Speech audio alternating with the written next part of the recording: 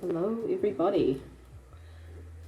To those of you who are joining again, who joined us this morning, welcome back. And a warm welcome to those of you who are joining us for the first time today. This session we will be coding up a game, showcasing a few of our games from previous years, and generally just giving you a little bit of an overview about what we like to do at the Game Developer Guild. So, I'm going to be joined today by my co-host, Kim Song, and just give us another minute or so for the last few people to filter in, and then we'll get right into it. So just while we're waiting, I'll give a brief overview of what we did this morning, just kind of as a catch-up. So we made our sprites for our game. So we made a player, and we made an enemy, and we made the environment art.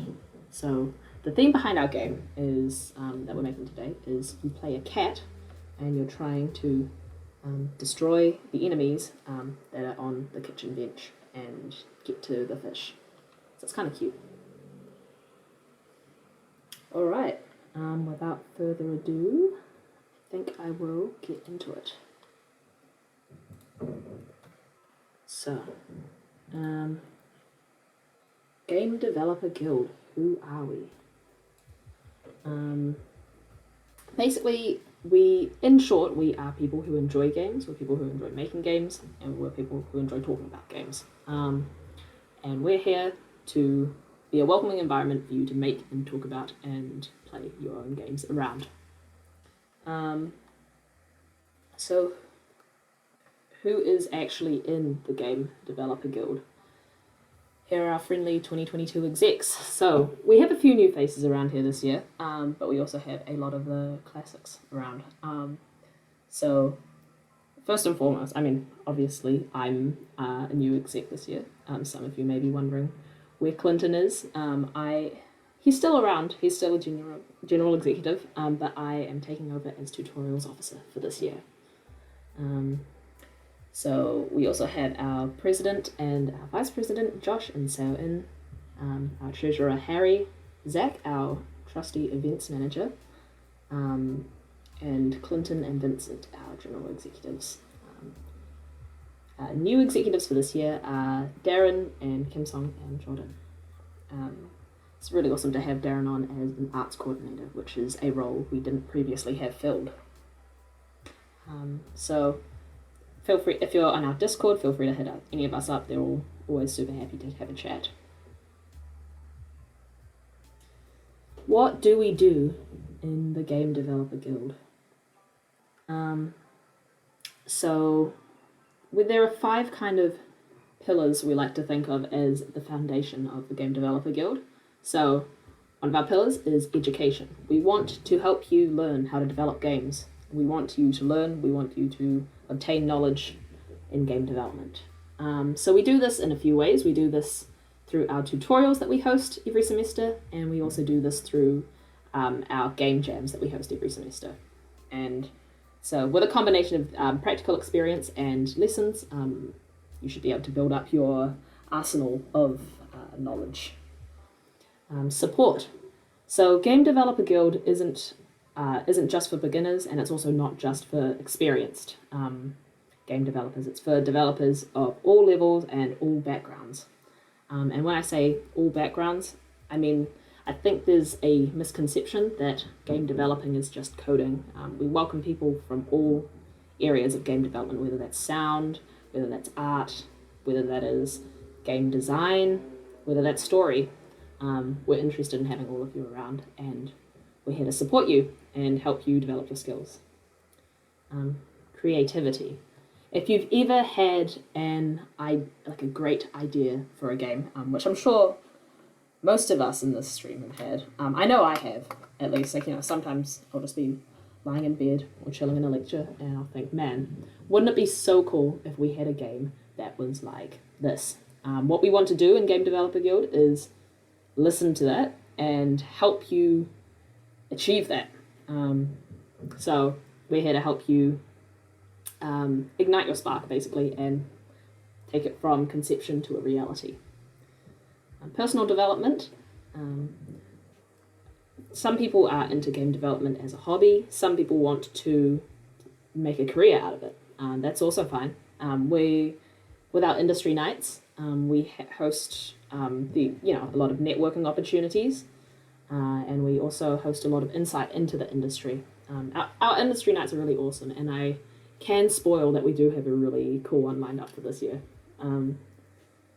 And collaboration. So we really, really encourage and we really provide the opportunity to create games with other people, which is one skill that you really cannot build up on your own. That's kind of a skill that you need to really work on. So with our monthly game jams, you get the opportunity to learn how to create a game, using skills from all over the place. How can you actually collaborate with other people, bring all your skills together and integrate them to create a game? Because it's harder than it sounds, but when you can get it right, you can create a lot more than you can create on your own. So those are the 5 things we hope to provide to you guys at the Game Developer Guild.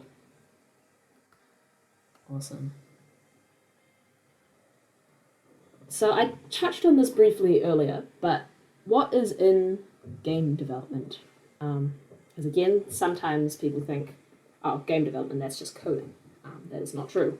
There are many elements to game development, and we welcome people from all of these areas. I will say that I haven't quite covered all the areas. There's a few I've left out, such as game development business and marketing. However, just for the purposes of teaching perhaps beginners at game development, and for our scale, these fundamental areas of game development are important to cover. So, what's in game development? We have art. So art is really, really important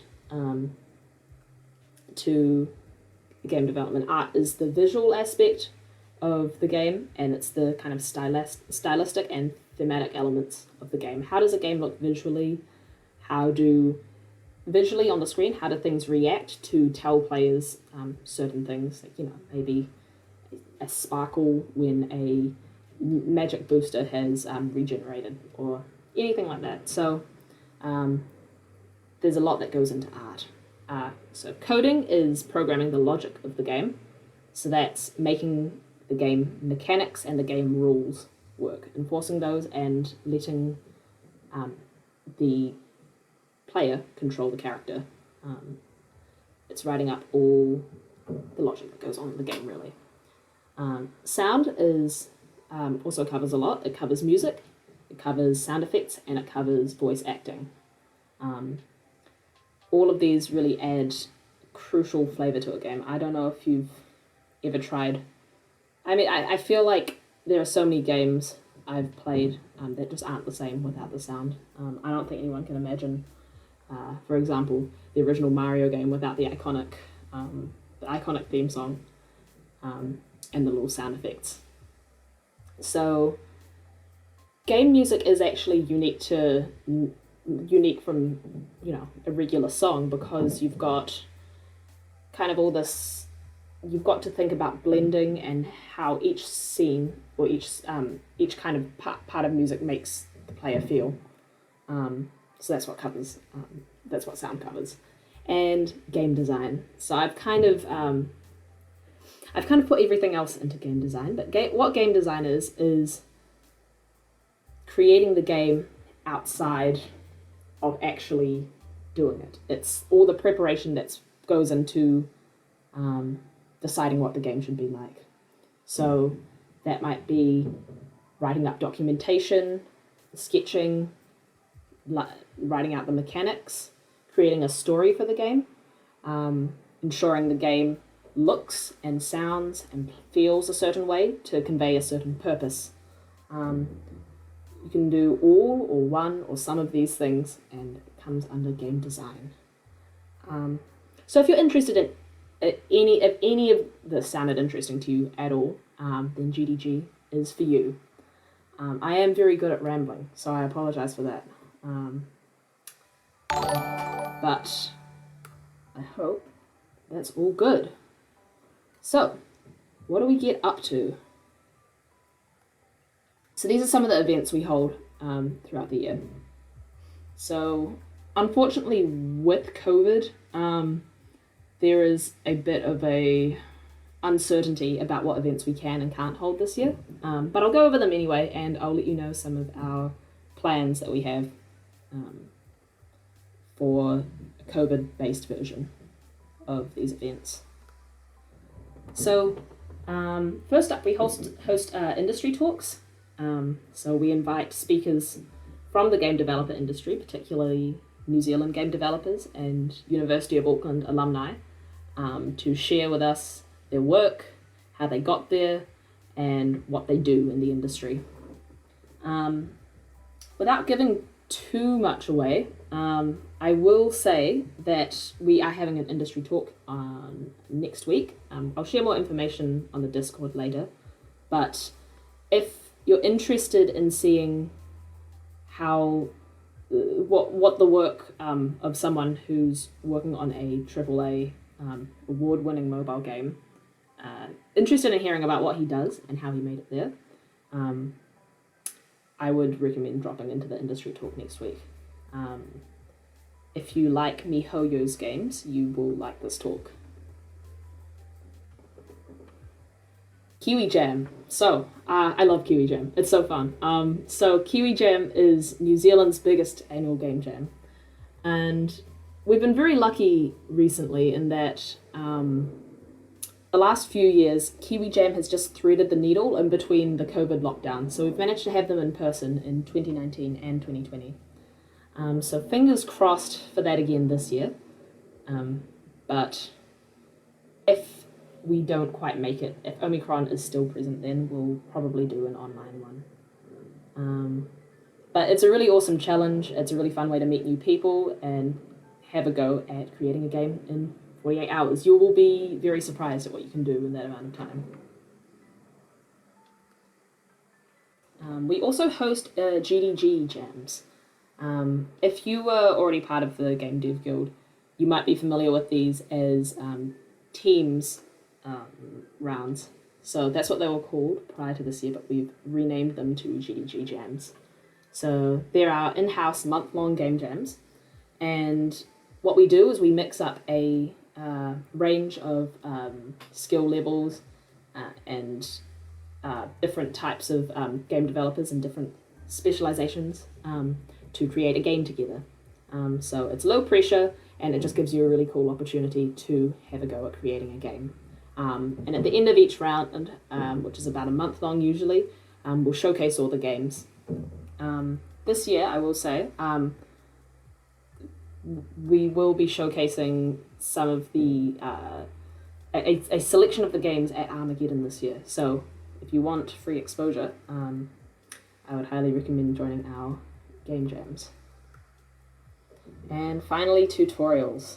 So these are geared towards beginners at game development, and you don't need to know anything before coming into these at all.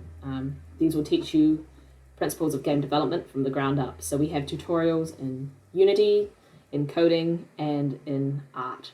And we're looking to add more on request and by demand. So these will be hosted on Zoom this year. Obviously, we'd like to have them in person, but there's too much uncertainty about COVID recently, so we will be hosting these on Zoom, and there'll be more information to come. And that's it for the slide. I did forget to mention one event that we do like to have, and those are games nights. So usually we have one of those right before exams, so it's just an opportunity for people to get together, eat pizza, play games, chill out before we kind of like dive headfirst into exams. So I really appreciate having those around. But again, obviously with COVID, we're not sure if we can have them. I'm sure we'll throw something together in place of them. But again, it's just a shame not to be able to have those. aside from that, thank you to everyone for joining us today. And I believe that's us for the slides. Kim, what do you reckon we should get into first this time? Shall we do a showcase or get straight into the game dev?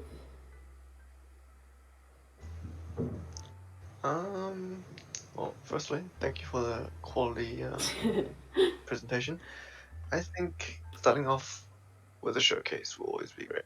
Let's do a showcase. All right, cool. Let's start off with showcasing one of our games. What should we showcase today? There we go. On the topic of Kiwi Jam, let's showcase one of our Kiwi Jam games. Let me load this up.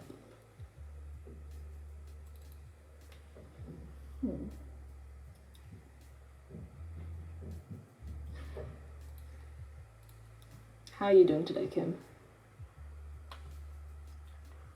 Yeah, I'm not doing too bad. How about you?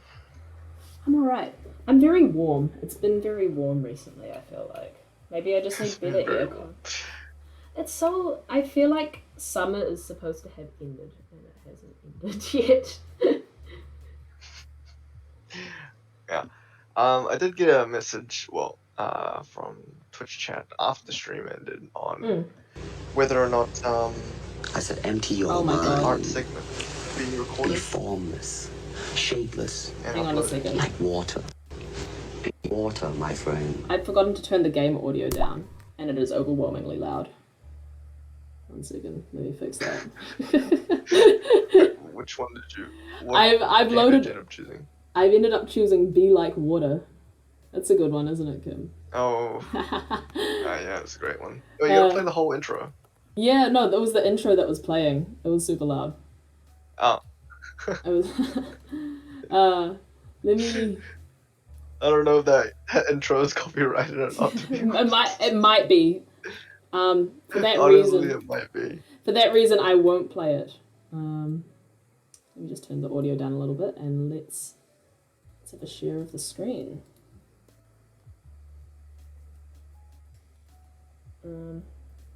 Awesome. So what was that about the question? All right, yeah. A person on chat was just wondering. Pretty much they missed the art segment of it, and they're wondering if there was a recording that's going to be available for the art segment that they missed this morning. Yes, there will be. It was quite a long stream, so it'll take quite a while to process. So we'll get it up in the next couple of weeks or so. But rest assured, there will be recordings for all of these streams, and we'll let you guys know on the Discord as soon as we have them up. Thanks, Kim. Awesome. So on the topic of Kiwi Jam. So yeah, if you're interested in that, just join the Discord, and we'll set it up in the announcements when it's available. Awesome. So, on the topic of Kiwi Jam, here is a game that some lovely developers made in Kiwi Jam in 2021. In my personal opinion, humble opinion, it is the best game that was made. Should have won every award. But It should have won. it is what it is. It is what it is. The joke here is that Kim and I and one of our friends made this game back in 2021. So here we have Be Like Water. So I don't know what you mean by the joke. It's not a joke. It's very, very deadly serious. So in this game, you can switch between different forms of water, and I don't actually remember the controls. It's arrow keys, and then spacebar is go to angry mode when you're in ice cube form to open up chests and stuff, and hit the enemies. Alright, I think I've got it now. There we go. So, I don't know if anyone's here joining us from the art stream earlier today, but we were talking about something called Parallax Effect. in the art stream that we were really failing to explain.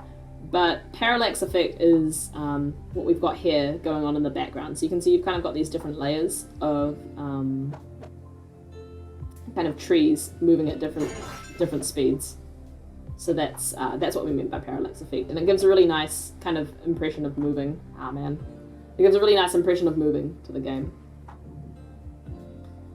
Do you remember much about programming this game, Kim? Of course. I know everything. What do you think about it. What do you think was the hardest part of programming this game? Hardest part of programming this game, the method for random generation of the assets or slash obstacles. Yeah. Because, a couple we're given our time constraint. We had to get something out quick, and it was just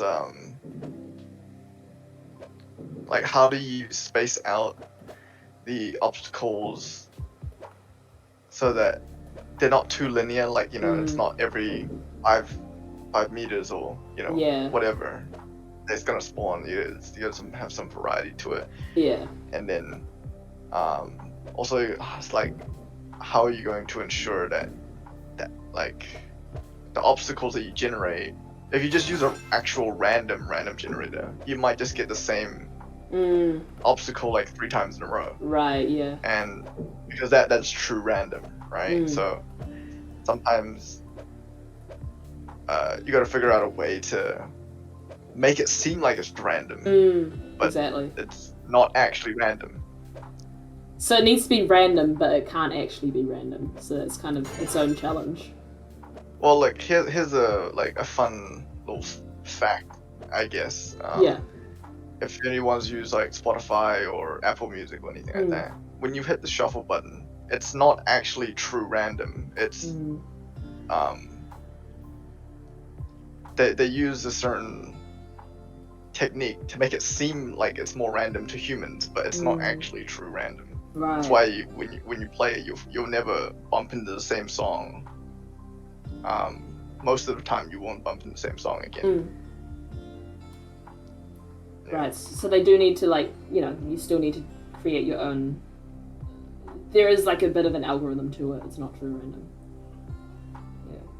Yeah. Personally, I remember one of the hardest bits of making this game was actually setting up version control. I just remember we spent, I think, basically a whole day trying to just fix up GitHub and get it consistent across our computers.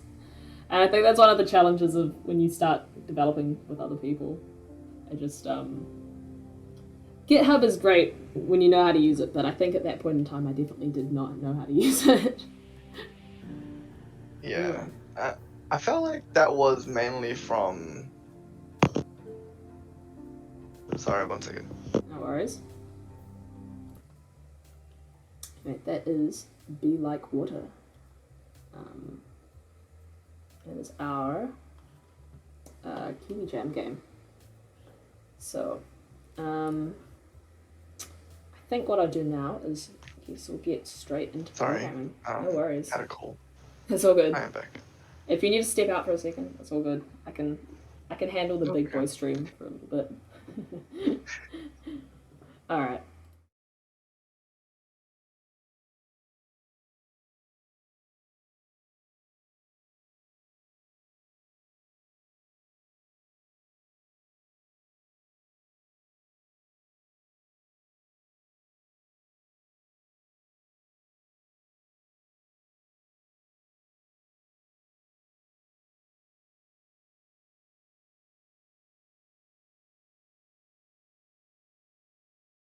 Or files set up, then you get major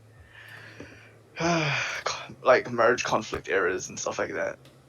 Even though you might both not even make a change, but just it's just Yeah, for sure.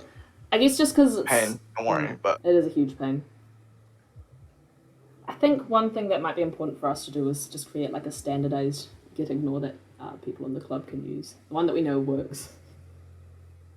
will save a lot of hassle for people. Yeah. What am I calling this game? GDG wonder- stream side scroller. I should have created this ahead of time because I know Unity is going to take a while to do its thing. I've not been. I'm just creating the Unity project. Yeah. Yeah, that's gonna take It'll time. take a while. Should we play another game in the meantime? Or I don't know. we can have one more revision over our plans for the game, and think about how we're going to be. Let's pull up that doc about like the different segments that Yes. we're gonna be working on. Awesome. Cool. So I've got that up now. So earlier today we used this document, this game scope document, to figure out what assets we were going to need to make for the game. So we've made the assets now, and now we're going to need to figure out how we're going to use this game scope to help us figure out how we're going to code this game.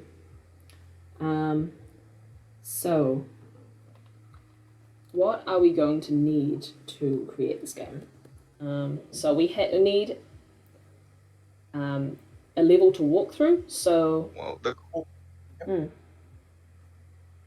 ahead, Kim. Oh, I was gonna say, yeah, we'll just break it down, and you were starting it, so yeah, level to walk to. So that means movement. So we need to code movement for the character. Death state implies that the character can take damage, so we'll need to code some health. The enemies will also need health. We'll need to program if there's going to be different states, like a win state and a death state. We'll need some kind of game controller, if that makes sense. That'll just keep up to date with, what state is the game in? Is the player winning, losing? What do I need to do while the player is like this? We need to code some sort of hacking. Have I missed anything? Movement, health, attacking, game controller. I think that should be it for now. Yeah. I guess, I don't know, interaction, like collisions and all that kind of stuff. Awesome, yeah. So alongside movement, we'll also need to do collisions. So what's really awesome about Unity, and so for people who maybe are new to Unity or haven't used it before, feel free to drop any questions or anything you have in the chat, by the way. I will get to them when I can. And so basically, what's really awesome about Unity is, and the reason why so many people use it, is it comes with a lot of very built-in systems. So I guess what I mean by that is when I first started game development, I was like, man, I'm going to have to figure out how to code gravity and physics and all sorts of stuff. And Unity came in and said, no, we've done all of that already. You just need to use these functions to be able to use our physics system and our particle system and things like that. So Unity has made things like that really easy for us.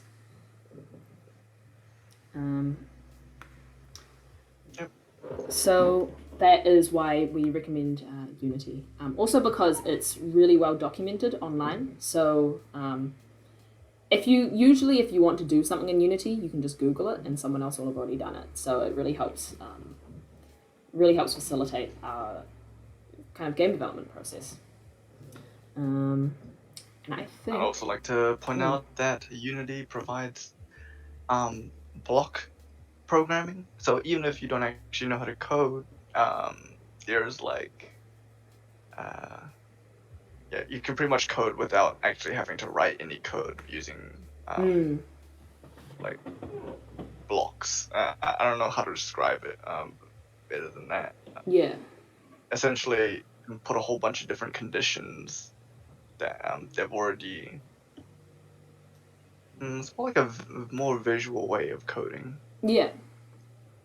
You know what I'm talking about, Izzy? I'd agree with that. Yeah, it's a more, instead of like, because coding seems a bit scary, especially if you've never coded before. I know it did to me. But Unity has a way of coding that means you can just drag and drop what you want to happen in the game onto like a little kind of dashboardy kind of field, which is really useful if you're not into coding and you just want to focus on the art and making the game do what you want. So yeah, Unity is really awesome. I haven't used it myself, so I can't really go into detail about how it works specifically. I have But heard it's possible. I have heard good things about it. Not to mention, I just keep thinking about that Unity is so good.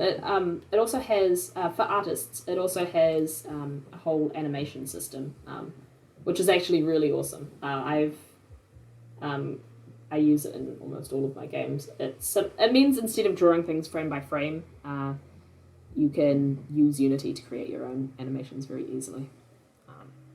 So this is basically why we've chosen Unity rather than maybe making a game from scratch or using another engine. I know Unreal Engine is also quite popular right now, but I think it's a little more complicated and it's a bit more of a learning curve to get into. So for most games, Unity is good.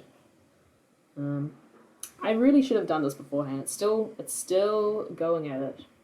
I really do apologize for this, guys. All right, let's just do another game showcase while we wait for that then. Awesome. Cool. I'm wondering what my tiny computer can handle while it's creating this Unity file. Oh, wait. I think we're loaded. Yes. Okay. We're all good. All right. GDG stream side scroller dot project. I hope you brushed up on your coding skills because. I hope I did as well. So. Okay. I'm sure I'll be real fine. Embarrassing. I'm sure I'll be fine. Okay. So, how hard could coding be, really? So can you guys all see that? Can you guys see that? Yeah, just. Awesome. So, I've got the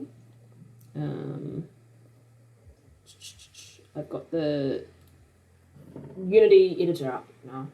So don't worry if you're not exactly following everything we're doing, because I'll be doing a proper tutorial in week 3 for creating a game in Unity.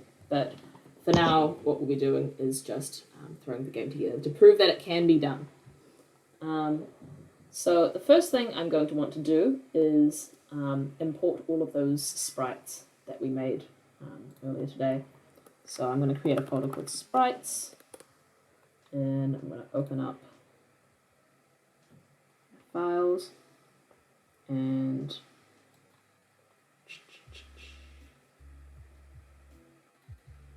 I'm going to drag those all in. There we go, GDG stream game.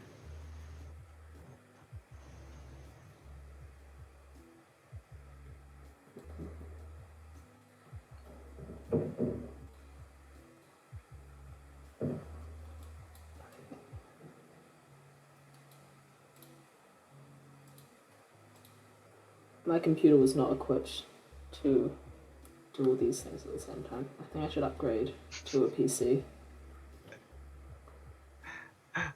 Oh man. I agree. I wonder how the stream's going. The stream looks fine. The stream's not choppy or anything?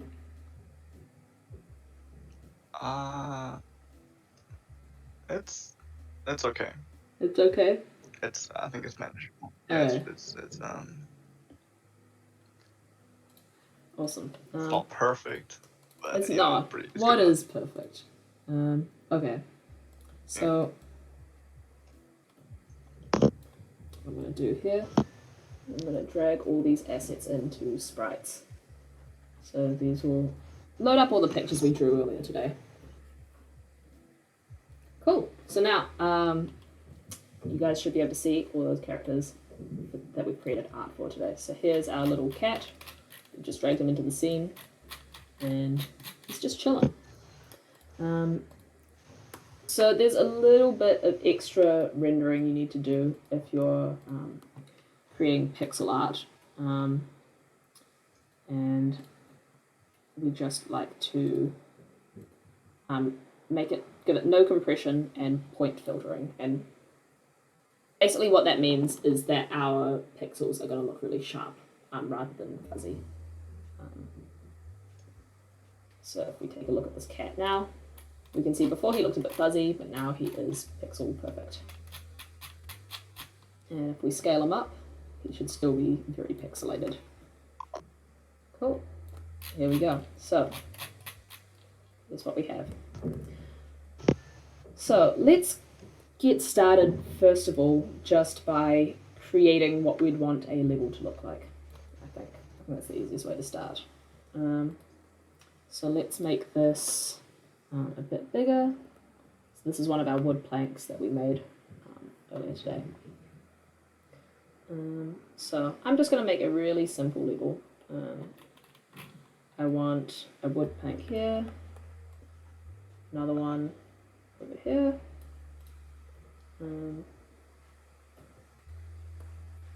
I'll just put a lot of these together.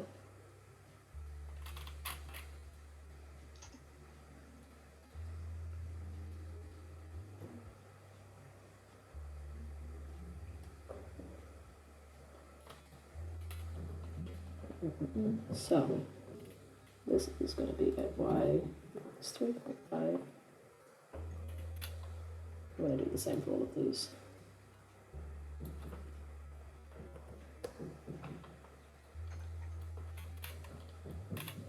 Alright. Have you worked on any games recently, Kim?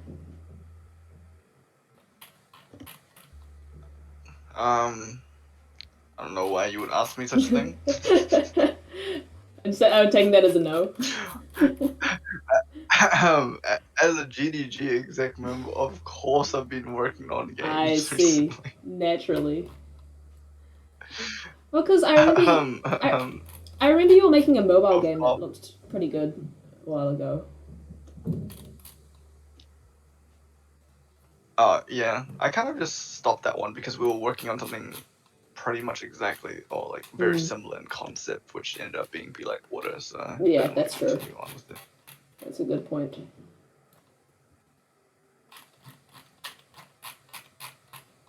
So yeah, I'm assuming you're doing the level layout? Yep. Yes. I wonder if I should stream to you at the same time. That'd be nice for you to be able to see it. I don't think your computer would have you. It's true. How many of you guys out there own a PC, and should I get one? This is the real question. Kim, what do you... How expensive are they? Depends on the specs that you want. Doesn't blow up when I try to run more than one. I don't know, just something that's manageable is... Sorry, what was that? I just want something that won't blow up when I try to run more than one Firefox tab. Well, personally, I think like $2,000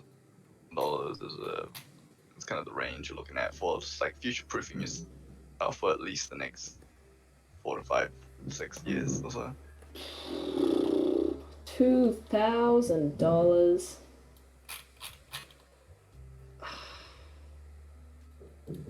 That's my computer, which I got almost 9 years ago, cost me like $2,000 something, almost $3,000, but it's lasted me 9 years. Oh my god. I mean, I guess when you put it that way. Also, Izzy, let's try to like expand the working screen a little bit. You don't really need that much space for the inspector and that's true. And file project explorer and stuff like that. Thank you for the advice. I'm so used to just doing things on my own crappy little setup that I forget about it. But I've done that now. So you can actually see what I'm doing a bit more. So all I've done now is I've just made a little layout for the level. So I've just created some ground. And let's also create a couple of little platforms our cat can jump up onto. Just nice, simple way to start off.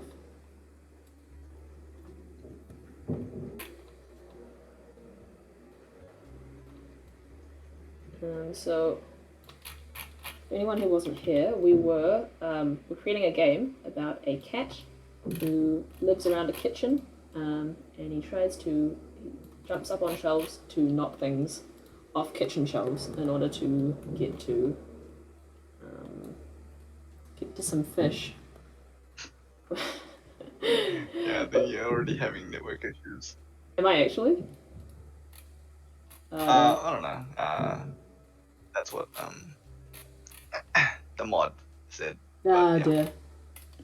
That's no good. I wonder if there's something I can drop to make the connection a bit better. I don't know if you have any tabs, anything open, you can just delete those. Probably close this slides tab. And I could get rid of music, but I kind of like having the music. Yeah, I'm so clueless. PC parts are so expensive nowadays. Goddamn bit miners inflating the price of GPUs. I wish I understood things like. Everyone here in the stream is a bit miner. Please donate your GPUs that you're not using. I wish I understood stuff like cryptocurrency and NFTs and stuff. I feel like I just don't get it. I'll just spend like an hour watching like videos online. You know, so there'll be some crypto guru explaining it on YouTube, whatnot. I don't know if I can be bothered. All I know is one of I don't know. I feel like people can just lose so much money on that stuff. I'm too broke to lose money.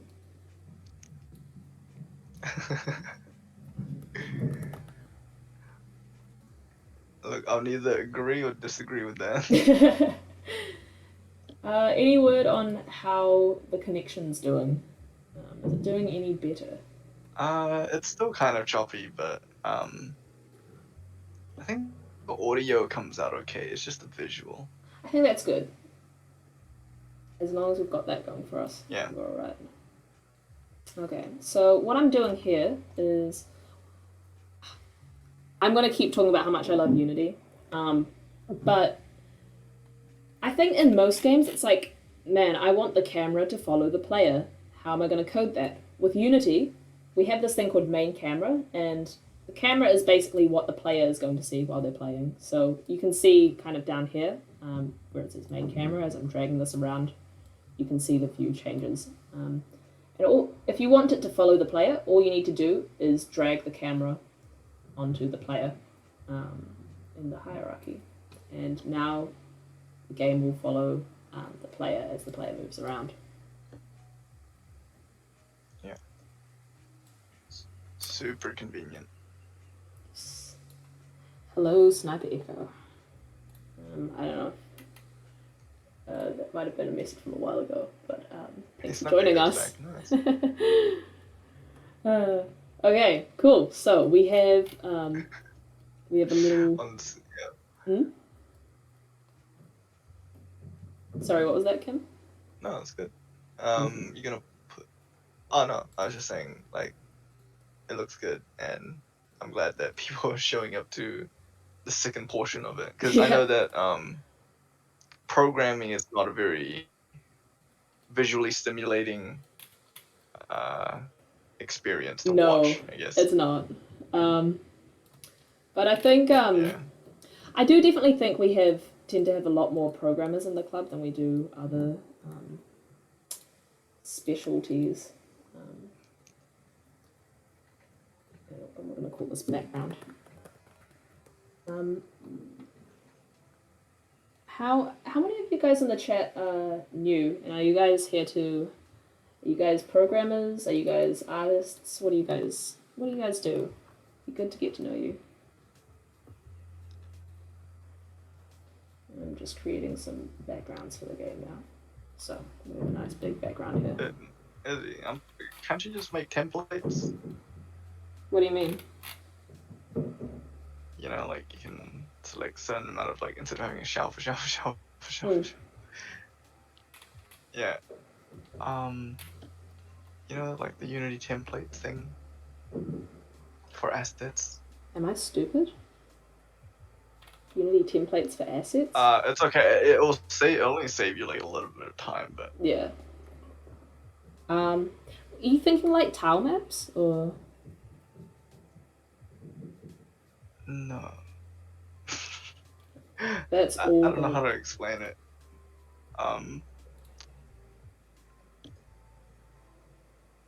You know what? It's alright. Just okay. keep going with this.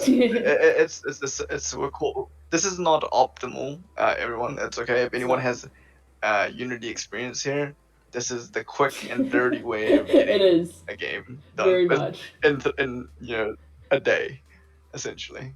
Yeah, I'm very lazy right now. I just want to get it done. So we can see if we go into game mode, we can see that we have our little cat character hovering in the air there. So this is good. So the main problem is when we press play, Yeah. nothing happens right now. So how do we make Nothing things? happens.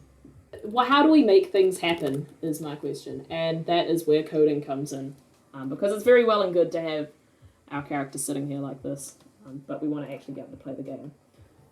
So let's get coding. So the first thing I want to be able to do, or at least when I think about playing a video game, the first thing I want to be able to do is control the character. Cryptocurrency.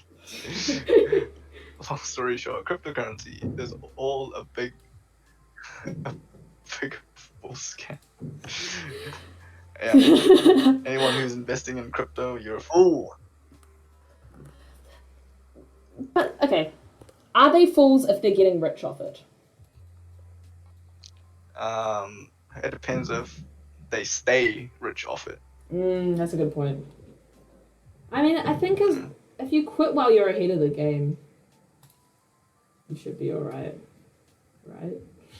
Maybe? Well, yeah, I quite like that that background. Sorry. Yes. You are correct. Absolute clueless. You're a programmer, but not a very good one. I doubt it. Yeah. I don't think anyone's. I think you're probably a better programmer than all of us. I don't think anyone's a programmer. I think people just get good at Googling, and that's about it. Yeah, have you heard of Stack Overflow? Yeah. That's where you get all your answers. That's the good stuff. I'm not even gonna lie, that was like 90% of my internship, just Stack Overflow and then adapting that into my code. Okay, cool. No. Harunda, the asset store is something different. I wasn't talking about that. Are you talking about prefabs by any chance, Unity, Kim Song? Yeah, sorry, yeah, prefabs. Do you want me to? I'll make it into essentially, a prefab. Well, I'm just thinking like, those little platforms that you're making, you can make them into a prefab so you can just generate them later. Yeah. Because you're probably going to have to make multiple of those. Yeah. I think just for the scope of this game, we'll just create a single one. But what Kim Song is talking about is prefabs. So it's like, okay, it's annoying to have all of this crap all over the place. I just want to be able to have one unit of stuff that I can just pull out. So what you can do is once you've finished creating whatever you want to create, you drag it into a prefab folder, and now you can see it's turned blue, and that's basically Unity's way of telling you, hey, this whole thing is a big template that you can copy and paste and make more of now. So if I wanted to make more levels now, you can see that I can create a second one. So this is what a prefab is essentially. very useful. The power of this is, say for example, you wanted to, so say you had a whole bunch of obstacles or something, but you want to change the dimension of it, or you just want to change the color of it. You don't want to have to go to every single individual obstacle that you've made, or they're all the same, right? So you could just go to its prefab, edit the prefab, and that would propagate through all the ones that you've like placed in your scene. So it would just update them all instantly. Exactly. It saves you a lot of time from clicking on this one, changing it, clicking this one, changing it. Yeah. And also ensures that they are all exactly the same. One good example of somewhere where prefabs is really useful is bullets or projectiles. So usually, if you're playing a shooter game, you'll be shooting loads and loads of bullets. And can you imagine how tedious it would be to have to edit every single bullet individually? Like, say you wanted to change the color of it, changing every single bullet's color would be exhausting. So prefabs let you just change the color of the bullet prefab, and they'll fix all the bullets that are in your game. Cool. So what I'm creating here is an input handler. So I want some way for I basically want some way to be able to for the game to comprehend what the character's pressing and bring that into the game world. So one good thing about Unity, where is it? Project settings. If you have a look at this project settings page, you can see there's all these axes here. And these will give you a whole bunch of different types of things you can do, like have a submit button, you can have a jump button, but the ones I use the most and the most useful ones, in my opinion, are the horizontal and vertical axes. So you can see these correspond to the A and D as well as the left and right keys. And the reason why we might want to use the axes instead of just using, for example, just like check if right key has been pressed or check if A key has been pressed, this is consistent across all different controllers. So if you control something to work with the axes, it'll work within like a PlayStation or Xbox controller as well as PC controls. So it's just another little handy thing that Unity does for you.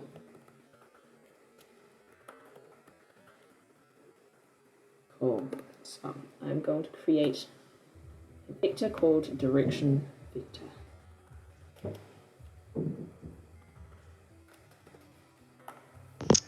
Yeah, Izzy, Harun in the chat has recommended you the YouTube channel Folding Ideas, which has a 2-hour plus video dissecting the whole crypto scene down for you.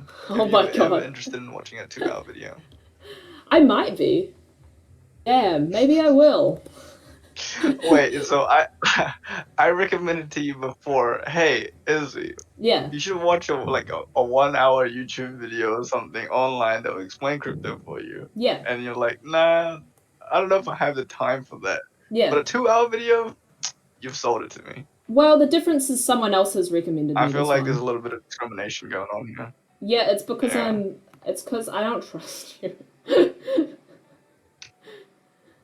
That's about it. Okay. Man, this is annoying. Okay, so it's not detecting my Unity engine APIs for some reason. Because I should just be able to do input dot get access. Let me just try this and see if it works. Oof. The problem is when I see... I never was able to get my VS Code up. Were you not? Oh, well, for me, I was just using Visual Studio instead of VS Code. Yeah. Right. Like the community version or whatever it's called.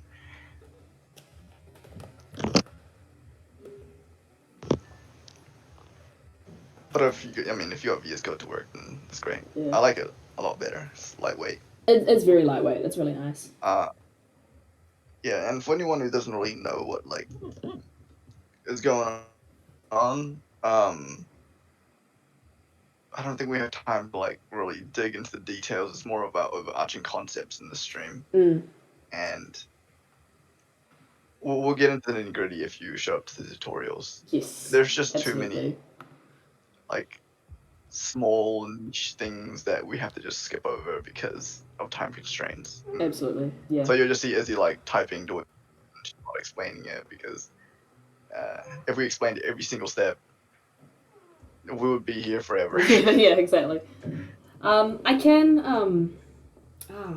I'll send the link to the Discord, but there are some really good YouTube channels in terms of tutorials, and a lot that I've followed. One that I can distinctly remember the name of, and I am watching recently, is I've watched a lot of Game Maker Toolkit videos in the past, but right now he's doing a series where he's starting as a novice video game creator and working his way up to creating a game in Unity. So he's kind of analyzing like how he learns as he creates the game, which is really awesome. So highly recommend Game Maker's Toolkit on YouTube. If you guys have the time to watch that. Cool. So I've just created an input handler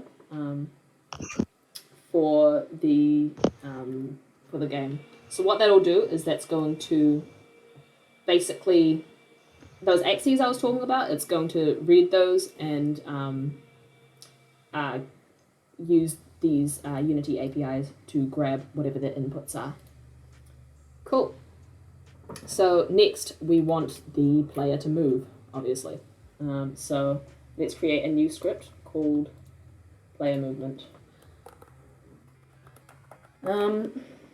Now, obviously, I think, and this is something I'm still not an expert on, like I'm far from an expert on, but I think I always got confused as to, like, to know about, when do I break up a file? When should something be in a file by itself? When should something be in a file with something else? And the truth is, if you want, you can put all your code in one big file. Nothing is stopping you from doing that. In fact, if you guys are familiar with the game Celeste, it's a very... have you played Celeste before, Kim-Song? Nope, can't say I have. No. It's another 2D kind of platformer game. It's really well done. But let's just say I'm more of a like MMORPG nerd. Yes. And you're a very big indie. Yeah. Tell me you're broke. Look, I mean, without telling me you're games broke. That you play. It has nothing to do with broke. Or it has a little bit to do with broke. RPGs that play are free to play, dude. Shut up. That's a good point. Maybe that's the way I should be going. Either way, I found out the other day that this game has actually done very well. It's managed to get ported onto the Switch. I think maybe the PlayStation as well. So they've done very well for an indie game. They have one 5,000 line long file in the game called player.cs, and it controls everything. It controls everything from animations to movement. So it's like, you can do it. But the reason I'm separating out the input handler from the player movement is I think it makes things nicer and easier for me to understand in the long term.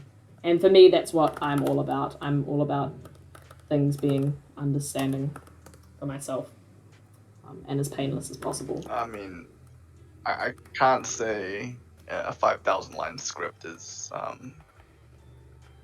good practice. I can't believe they got that through all the way to production. Like, how did... Ugh, that's disgusting. Oh my god. Okay, so what I'm doing now is I'm creating a player movement file. What I mean is, by having different files, it's like, I like each of my files to have a purpose. So the purpose of this one is to grab the inputs from the keyboard, and the purpose of this one is to use the inputs from the keyboard, this input handler, to move the character. So, just helps me think about things. Hirunda, do not worry about all the crypto ramblings. You were talking to the master of rambling. I'm always happy to listen to your ramblings as long as you're happy to listen to mine. Yeah. Um, You need to fill this pea brain with all the knowledge you get. exactly. Oh god, my computer is so slow right now. So before we can get any further with the Wait, Izzy, Mhm. just before you continue, Yeah. maybe just expand the size of like the code. So just do some control pluses. Oh, are you guys finding it hard to read? Oh well, it's pretty much impossible to read. Oh crap. Thanks for letting me know. I mean, I did mention earlier that they don't really need to know like the nitty gritty, but maybe It's for good to those be, who are pretty experienced. it is then, still good to be able to see it, I think. Okay, here we go. Yeah, for sure. So, oh my god, get rid of this. Cool. So hopefully that's big enough to see now. What we want to do is I'm going to use a type of function called update. So this update method runs every frame. So that's just the way Unity handles it for us. So basically, every frame, what I want to do is I want to check if any input's coming in, and if it is, then I want to move the character. So I'm going to create a variable called position, and then that will be equal to position. Computer is so slow right now. It's insane. And if I took my headphones off, I would be hearing like this absolute like just plane taking off. Okay. Exactly. Not good. Okay. So. Are you trying to preview the game at the moment? I am not. I'm just trying to type on my code editor, and it's like taking 10 seconds to load up the words.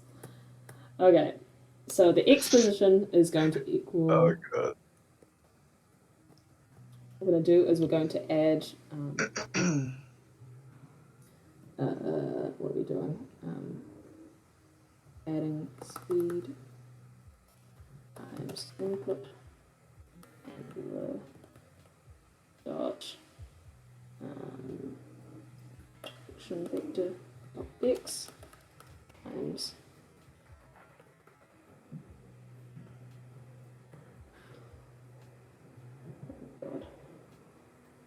that's not what we want. Okay, so we're also going to need a new variable now because we want the character to move at a certain speed. We can decide how fast or slow we want that to be. I'm just going to create the variable, call it speed.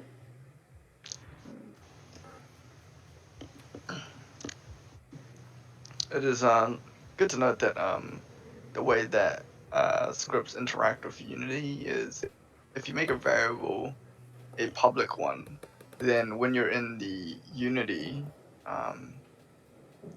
inspector, you're able to change that variable in Unity instead of going to your script. So if you wanted something, say a variable that doesn't change, you probably just make it a private variable in the script. And any modification updates happens within the script. However, if you want, say for example, you want to adjust the speed of the character moving while you're testing, you can just make it a public variable, and then within Unity you can just type it in yourself, and that variable will change without having to go into your script, changing the variable type, compiling it, testing it, and then like, oh no, actually it's a little bit less. Yeah. So saves you that hassle.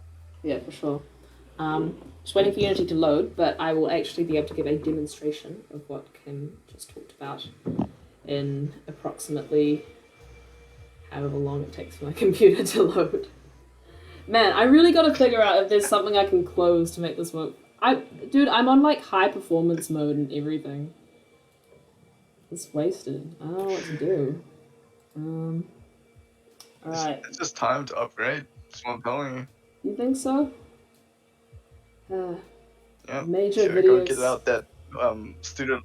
Get out that 1K student loan. Yeah. Course-related costs. Was it living cost? Extra, Yeah. yeah, course-related fees. There you go. That's the one. Okay, so what I'm going to do now is I'm going to add these two scripts that we've made to our player because we want it to happen to the player. We want the player to be able to move and we want the player to be able to detect vectors. Vectors? Detect input. Man, I'm tired. It is getting to me. Nice.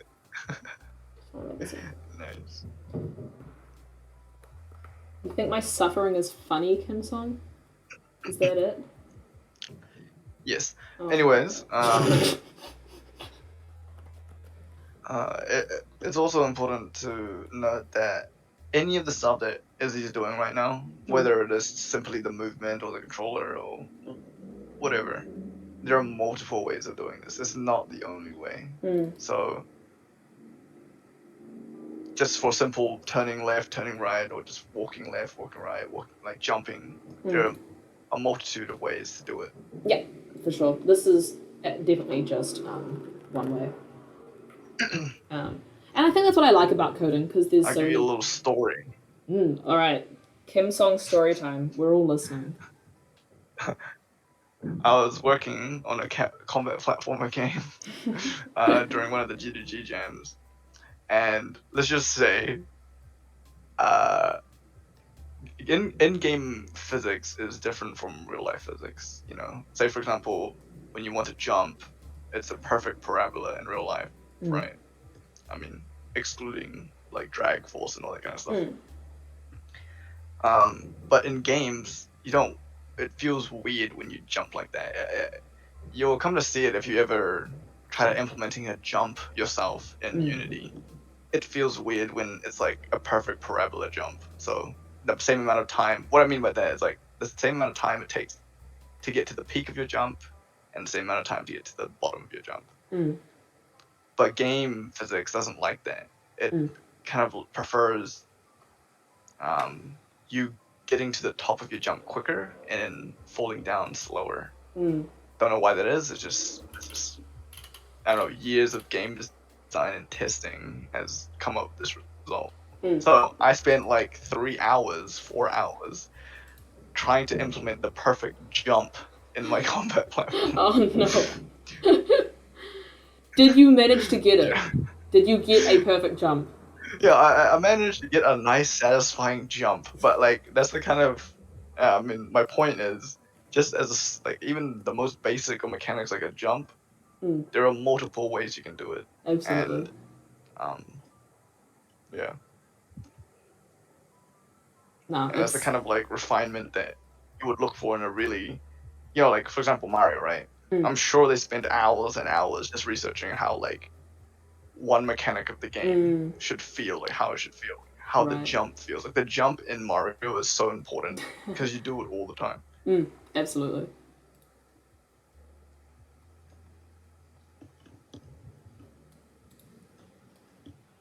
Man. Okay, so Kim, you can't see my screen, but I pressed the play button on my game, and we've been busy for about 2 minutes.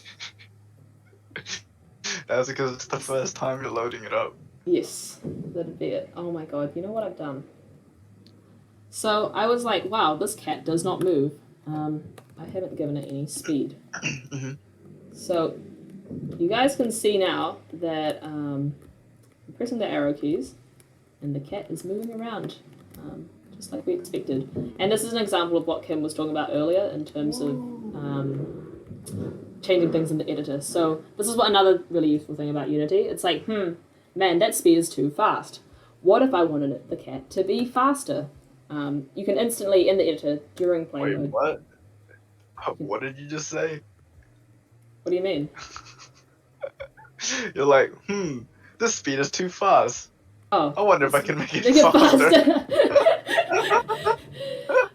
I Go take a see. nap. I see the Go issue take a here, nap. but listen. To be fair, I do sometimes do that. Look, I'm looking at this. I'm like, the speed is 100. That's too fast. What if it was 1,000? What would happen? Let's find out. Oh my god. Okay, Okay, yeah, nice cover. it's too fast. You thought I That's what I've wasn't just. gonna catch. You thought I wasn't gonna catch that. I thought maybe you wouldn't. Anyway, okay, so we've got basically, in short, we have our speed working. Let us.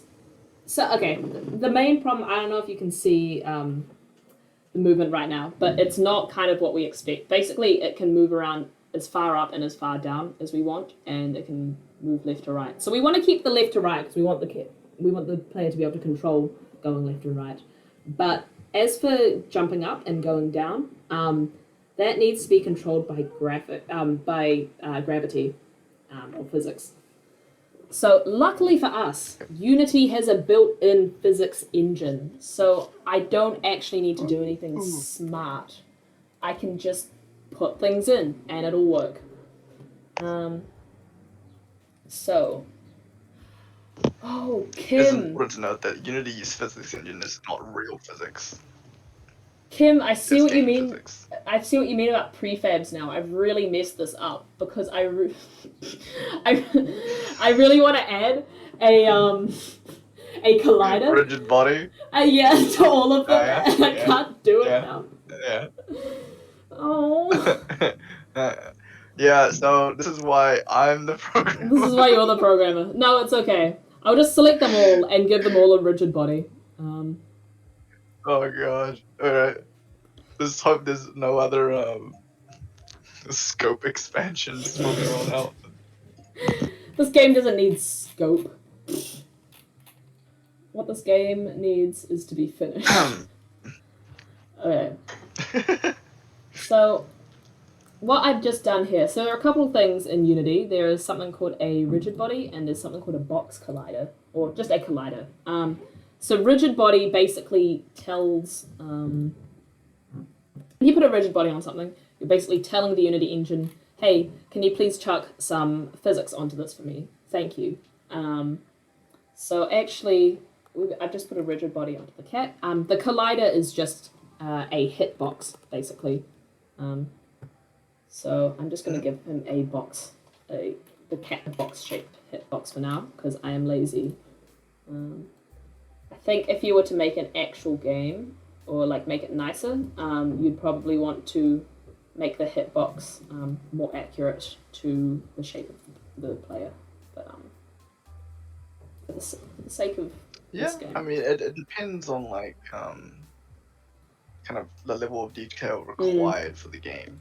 That's a good point. Like, I'm pretty sure most old platformer games just had a box as well, like for all the characters. Yeah. I mean, and for good reason, because it is a lot more it takes a lot more energy and a lot more processing power to render more complex hitboxes. So, if you just want to use a square, it renders super easily and your game will run faster.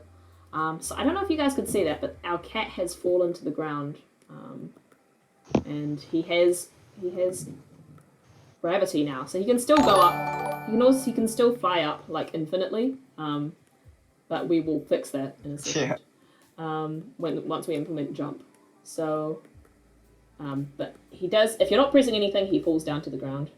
And I realize I have not I have not frozen rotation for cat yet. So this is giving me motion sickness.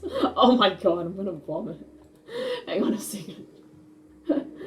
Okay, so when you use gravity, you can constrain it so the character does not rotate, which is what we want. We want our cat to be upright at all points in time.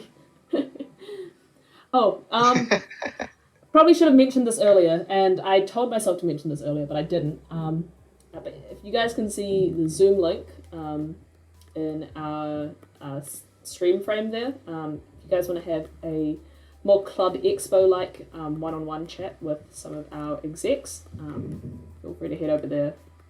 And we've got I think. Wow. Wait, the Zoom link is right there. Yeah. Okay. Even I didn't notice that. Even Kim Song didn't notice that, which is why And I I'm was pointing here it out for now. And I was here for the first frame. We were rehearsing the. Dude, we talked about this in the meeting. Where were you? my pea brain can't handle this. How many engineers does it take to remember to talk about a Zoom link? The hint is 2 and a lot of time. Okay, so that's great. We have gravity working and we have the cat jumping around and we can move him. So that's kind of the basics of the game. But the problem is right now, if you were watching before, the cat can jump up infinitely, which is kind of not really what we want. The cat should be able to fall back down. And he actually does after a while, if you notice, just because of the way gravity works. But it's not a very natural way. This gets into kind of what Kim was talking about. We want a way of jumping that feels intuitive and nice to use for the player. So what we're going to do is we're going to fix that. So let's go back to our movement script. So first of all, I'm just going to change this. I could explain this if I wanted, but I think I'll save that for the tutorial. I hope you guys will be joining for the tutorials, by the way. Looking so cute. It's so cute, right? I love the little cat. His paws are so small, they are but 1 pixel. I know. Oh no. Oh god. Oh gosh. Okay. This is why this is why it was a genius idea to do the art assets first. Imagine if it was just a grey block and it's Right? so boring to watch. Exactly. I've planned this out. It's all part of my plan. It's all part of God's plan. Isn't that what it's called? So there's a term called like grey box development. Yeah. Which essentially is like if you want to hone down the mechanics of your game before to see if it's fun before you even want to invest time into the art assets, you would just make everything grey boxes. And then you just play the game imagining what it would look like. And if it's fun, if you think it's fun, then alright, there you go. You've got a concept to work with and you can expand on it. Yeah, no, that's awesome. And that's actually, if you guys are at the art stream, we were talking about working with a minimum viable product. That goes pretty hand in hand with that. I think the best way to test out whether you've got a good game or not is make the game at its simplest and check if it's fun. If it's not fun, see if you can make it more fun. Because the matter of fact is if the game at its base is not fun, there's probably no point continuing to develop it. Because otherwise you kind of end up with sunk cost fallacy, where you're kind of like continuing to work on this game that is fundamentally not good, but because you've sunk so much time into it, you're like, I gotta finish it. So grey box testing. Do that you first. can see that with like just games on even larger scales. You know, they get just so invested in like it releases and the game's just not fun. Yeah. Yeah, they just wasted so much money. No one plays it. Exactly. Yeah. I'm trying to think of an example of a game like that. I don't know if you've got one in your head. Look, the reason why you don't remember or don't have an example of those games It's because they're is bad. They're bad. Yeah. It's because they're bad. You know. Man. That's very wise, Kim Song. Yes. All right. Thank you. So, what I have been known to be quite smart. Sure. Okay. I'll take your word for it. I need to stop this. Alright, so what I'm doing now is I am changing the way our game handles jumping. So, what our jump... You're going to use impulse? I am going to use impulse.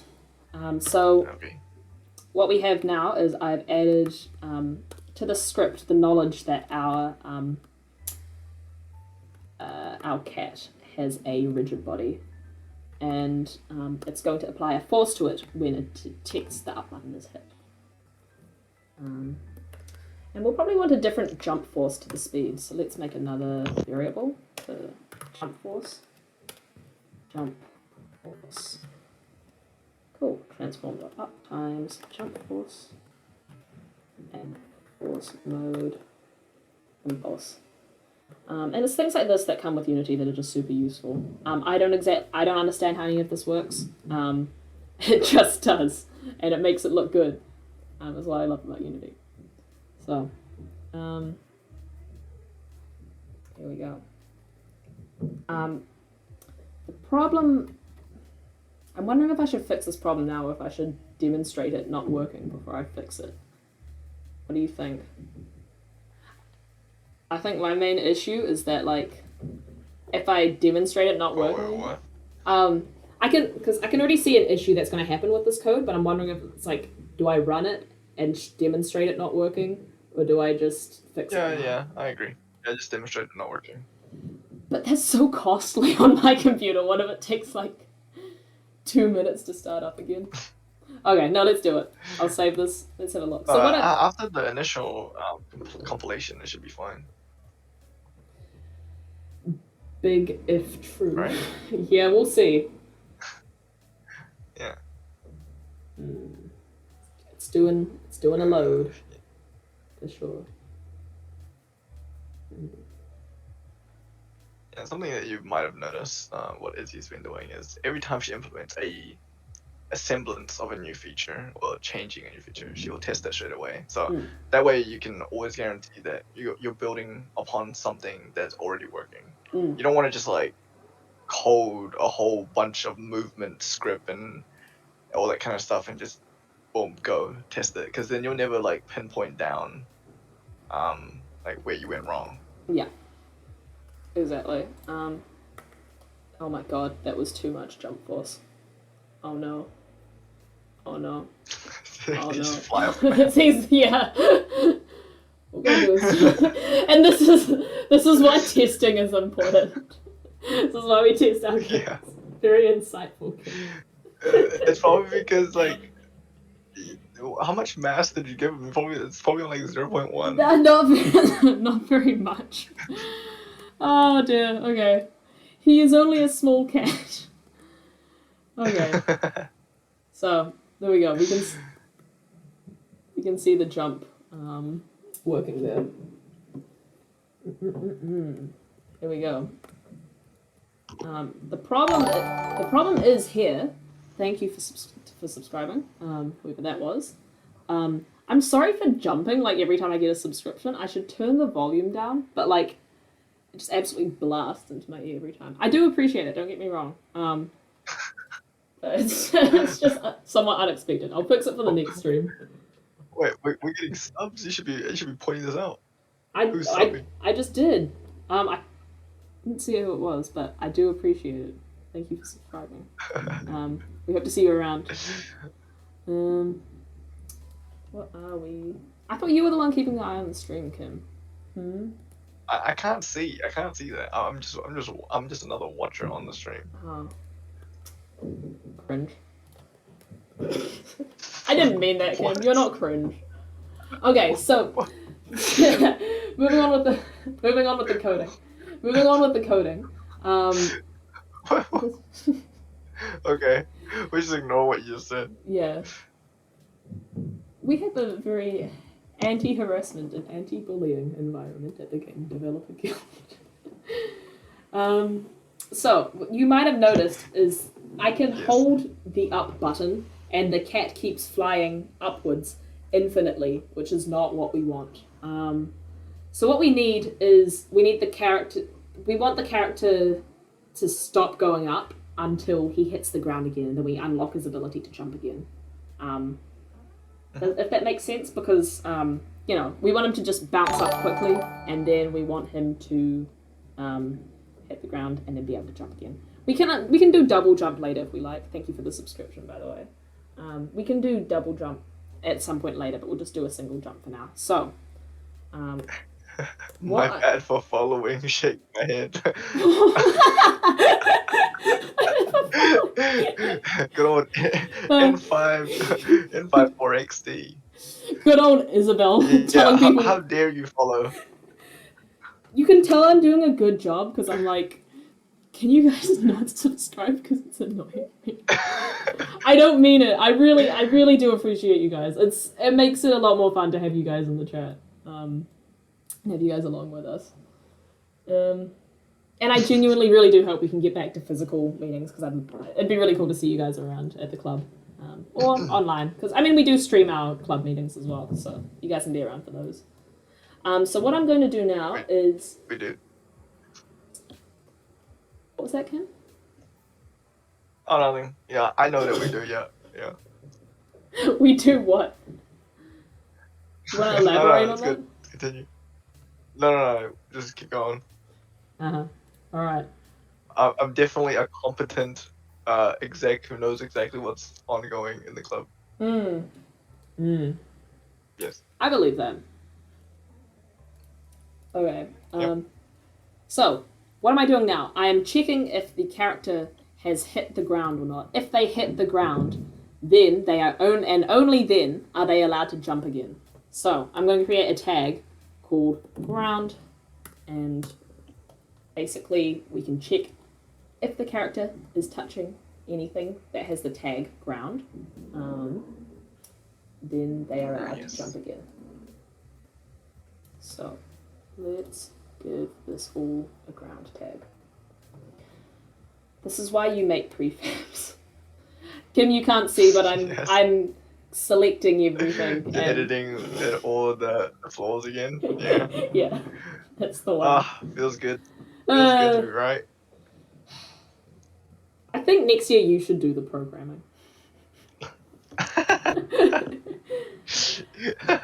I want to be right more often.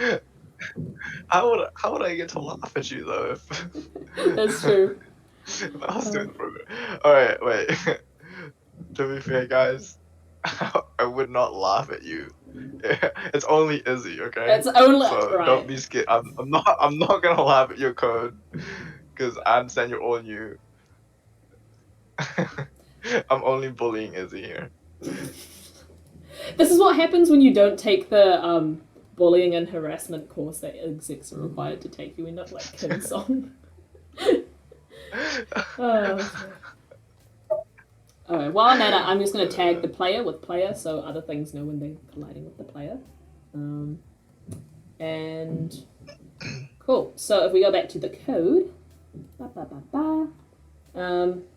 let's do a little collision. So there's another handy dandy function method we can call here. It's called on collision enter 2D because we're making a 2D game. 3D games are fun to make, but they are hard to make, and I am not very smart, so we're going to do a 2D game. Yeah, it's. I don't think the game mechanics are too difficult, like as an upgrade. No, they're not. You're just working with. Yeah, because Unity has its controllers and stuff like that, so instead of just two-dimensional movement, you just add an extra dimension. Yeah, it's just a little bit. Another key press, so. Yeah. It's just more. Yeah. So it's definitely. Yeah, but it's the art that's hard to like transition from 2D to 3D. Yeah. I mean, the jump is huge. It's massive. So. I still really want to get into doing 3D art, but it's in terms of art, it really is the difference between like drawing something on Microsoft Paint and having to do courses to understand how to create art. Cool. So on collision enter 2D. So this checks basically on collision enter means this function will run whenever a collision is detected with the player. So if let's actually do a switch statement because we might want to do other things depending on other tags. So this is just going to check for the tag. If case. So if the tag is ground, then we're going to set a boolean called is jumping to true. To false. False. I need another coffee, I think.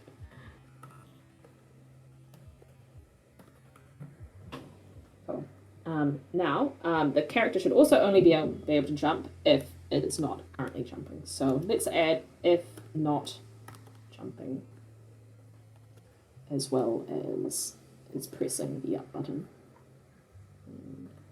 Cool. So if the character is not jumping, I've done a smart little The character's not jumping? Yep. And once the character starts jumping, we want to make is jumping equal to true. And so what will happen? What this will mean is the character is normally not jumping. As soon as it does jump, is jumping becomes true until it hits the ground again, making it false, and then the character jump again. So coding live makes me so anxious. Yeah. See, like, even that simple jumping code, there's multiple ways of, like, how you can detect the ground. So for her, she's doing it this method. For me, well, like, something that I've implemented in the past would be, you could also use, like, collisions as well, which is it's kind of similar, but essentially if, say, your character is detecting a collision with the ground, which we'll name tag, like, for example, she's named as ground here, then set a boolean to true, which then allows for you to jump. But, like, similar concept, exactly the way that she's doing it, but different implementation. Coding is fun, basically. Right down here. Is the jump force not big enough? Do I need to add more?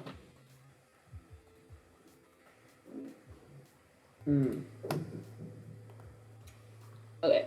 This is why coding live makes me nervous, because it's not doing the thing that I'm expecting it to do. It's not doing the thing. Yeah. So, I've finished and I'm like, oh, this is what I want it to do. And then I show everyone and it's not what it's doing. This is a good example of... This is when this is why we did not rehearse. This is a completely live. Completely live, completely natural. So, let's figure out why this isn't working. Scripting. Exactly.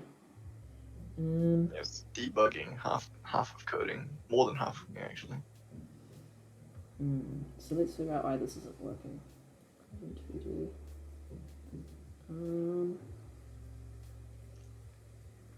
Unfortunately, it's very difficult for me to help you because I'm on stream delay as well. So yeah, that's true. That's okay. I forgive you. I think. Do we need to set it to false in start? Or...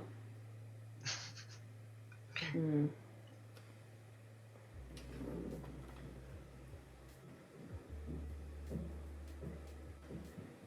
going to try moving this up here and see if that does anything.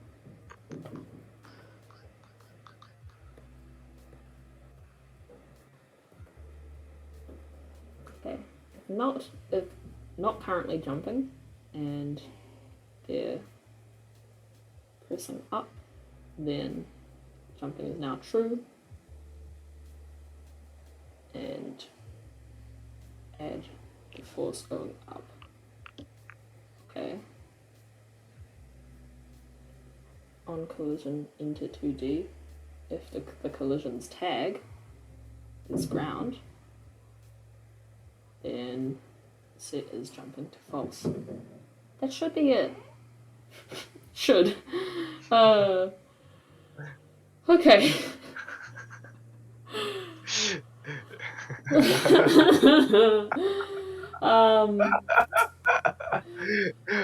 Do you want my old script? No, because like this should work. Is all like I've done this before, and this is how I have done it. So why would it not work? Okay. You know what I mean? That's programming. It's fine. It doesn't work at the same time. Yeah. Second time. Sorry. I'm gonna add a jump force of 10. Maybe the jump force just needs to be really big. You think that could be it? Yeah, that's also true. Sometimes the scaling's weird.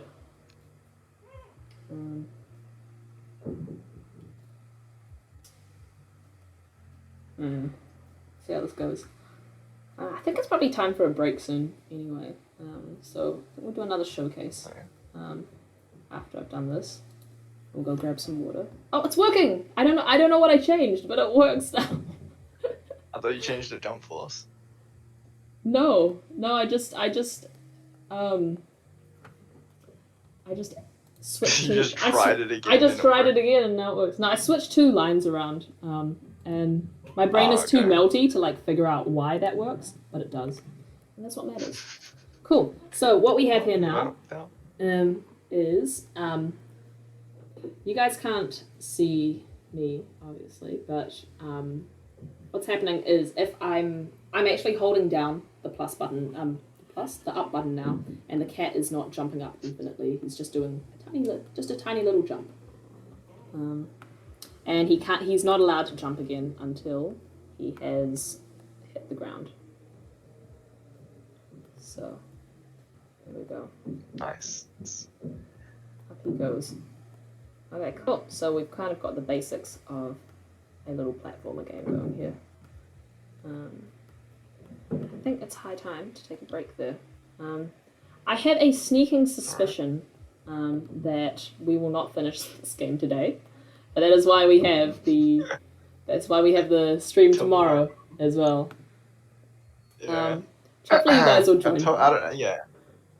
I mean, it was pretty ambitious to try to get the coding section done within 3 hours. Yeah, it's possible. So. It is possible. Definitely possible. I think only if we like prepped it. Well, listen, we're like halfway through the stream. I think we've made a decent amount of progress, considering we've done this all live within one day. Yeah. I don't want to toot my own horn, but all right. Yeah. I think I'm doing pretty well. There, I said it. I think our game looks kind of cute. Dare I say? And I will say, I think you've done a mighty good job. That's the nicest thing you've ever said to me. Yeah, I don't say things like that often. That's true. He doesn't. Take it from me. All right, let's try out let's demo another game. I've actually been really excited to demo this game for a while. This one is Combat Platformer. I don't know how they've managed it, but one of the members of our club has managed to get a multiplayer game going. Not like a local one. It's online multiplayer. So you guys in the audience. Wait, can I jump?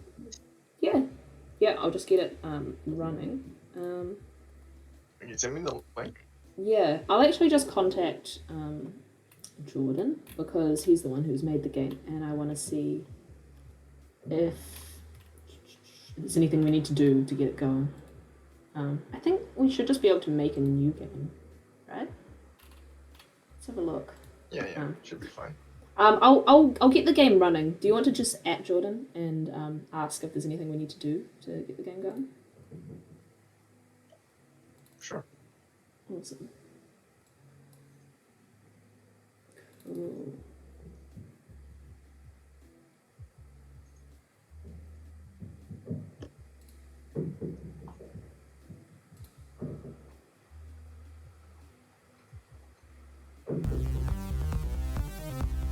Alright.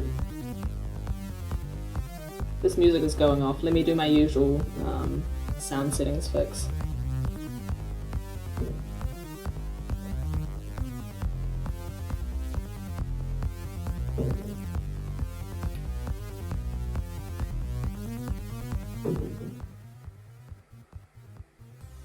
The soundtrack goes off though. What a soundtrack. Okay. Now.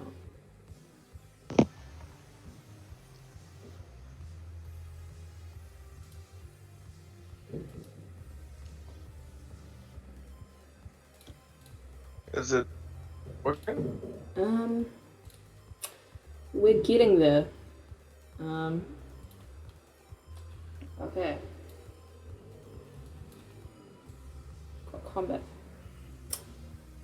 We're having slight issues because it doesn't size up particularly well. Let me just do a little bit of rearranging on my side in terms of streaming, and I'll be right back.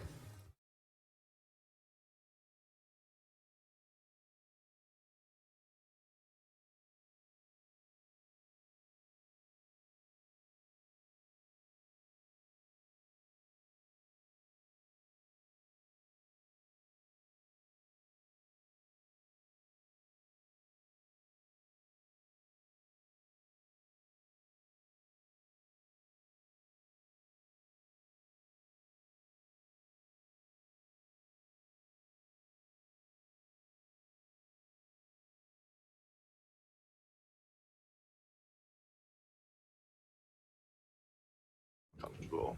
Yeah. With other people having access to it yet, so. No worries. Does he want to? The other members of exec want to jump on and demo with us? Wait, do you want me to just create the room or what's going on? Up to you. You want to create the room? I can create the room. Sure. Alright. Cool. Create room. Alright, What's join GDG stream. GDG? GDG space stream. Oh, I'm joining. Okay, GDG space stream. Cool. Yeah, no caps. So Oh, no all caps. lowercase.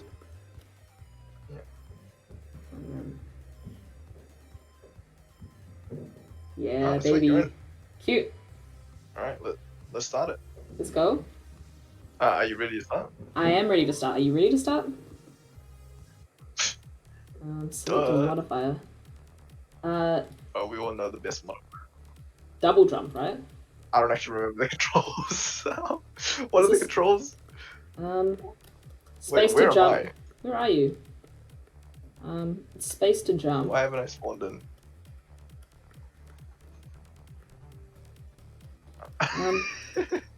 Where are you? Wait, why am I not spawned in? Are you just not there, or No, I'm just not there.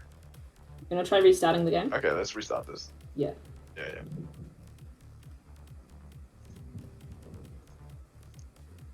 I am interested to hear.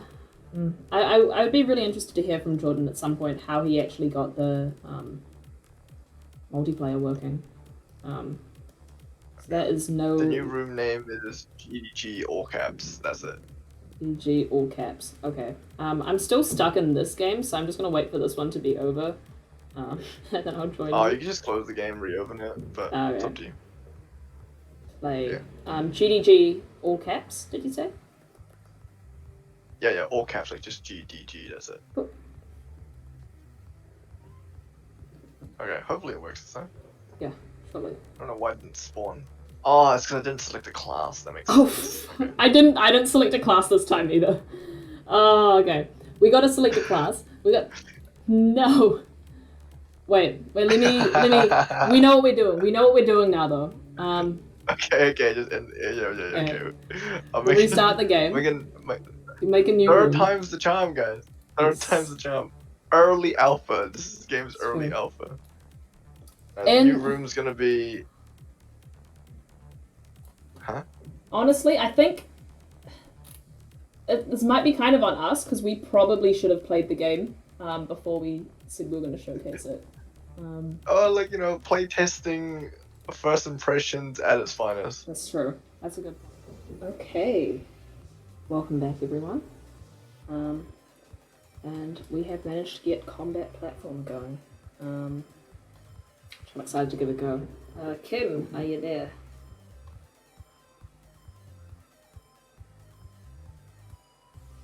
I don't know if he's there. Hang on a second. I have muted myself. Hello, Kim. Oh, welcome back. Oh, are we ready to go? I've got combat platformer going on my side. Do you? Yeah, I'll pull it up now. Cool. Do you want me to make the room again, or? Yeah, you can make the room. Alright, it'll be GDG. Just GDG jam again, I guess. All one word, no All spaces. caps. Yeah. One word, no spaces. All caps. Cool.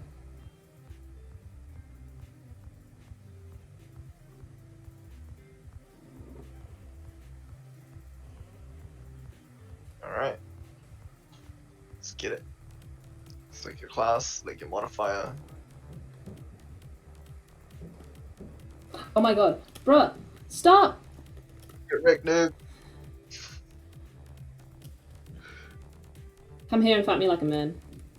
Oh, wait. Oh, Oh, wait. Get wrecked.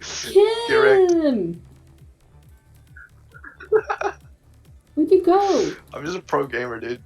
Oh my god, I closed my window. Stop. Please, please, please let me win this one. I just want to be... Where did you go? Where did you go? Get wrecked. Where are you?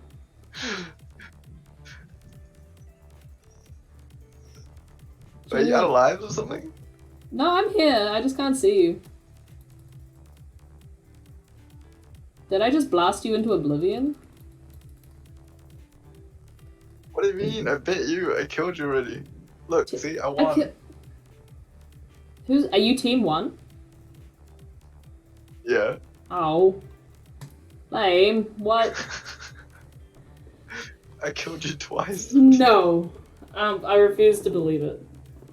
I killed you once, I think that counts for something. Anyway, are we gonna play another round? Do you wanna do another round? Wait, why was your screen so small? I don't know. It's just like this. And I cannot fix it. Can you even play another round? I can. You couldn't even select. Yes, I can. I can Dude, if I you really need to want change to. your resolution thing to like No, way higher. I'm not going to because it took me 5 minutes to load it up like this already. Oh, okay. Yeah. I think my computer's just slow. But I think the main, the biggest thing, the coolest part about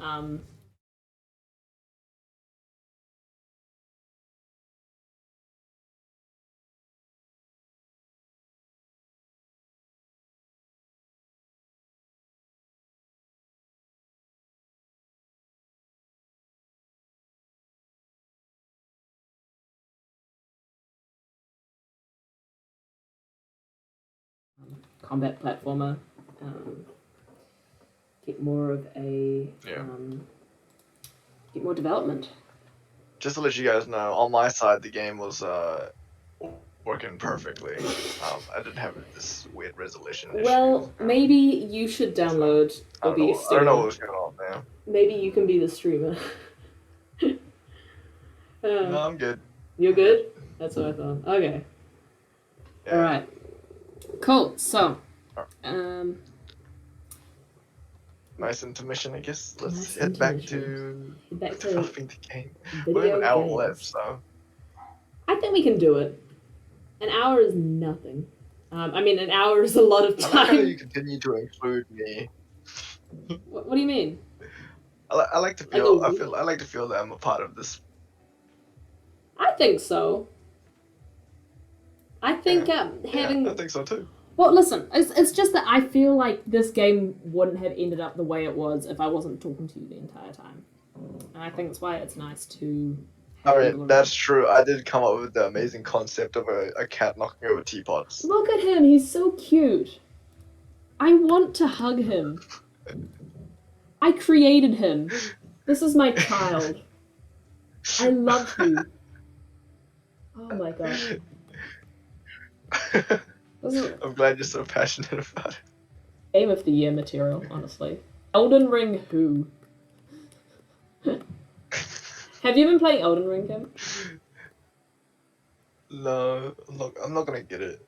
I don't have time to play it at the moment. Ah, fair enough. It looks really good. My flatmate's got it. I might give it a go. I haven't played a whole lot of FromSoft games before. I tried Dark Souls once when I was like 14, and then I was like, wow, this is hard, and then I stopped playing it. So that's the state of my video game abilities. Cool. Okay, we have a jumping cat. Very cool. What are we going to do next is the real question.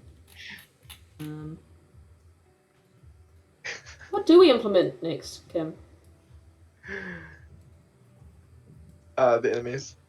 Enemies, yes. Okay. I forgot we had those. This is so fun. I love developing. Should we do some spikes first? Because I feel like those would So. be... What? Oh, the spikes? Yeah, okay. Yeah. Yeah, let's do the spikes, because Okay. then you can just use the same death collision for the spikes and the enemies. Yeah. Also, I feel like spikes are easy because they're not firing anything. They're just being spikes. So let's just chuck. Yeah, so you can just walk the cat into it, Yeah. and then death. Yeah. Oh, What do you wait? What do you want to do about the death screen? I'll just probably just dim the screen and do "you died" or something like that. Yeah, for now, just have the game end, I guess. Yeah. Or hit the spike. Cool. So we've got. Oh, what we're going to need to do is we're going to need to make health as well first. So the character's going to be able to. Going to need some health. Yeah, you want to implement health first? I think so. I mean, I think otherwise. implementing the collision is easier, right? Just get the spikes and then get the collision with the cat spike working. Oh, that's true. The same with the enemies, and you can implement health later.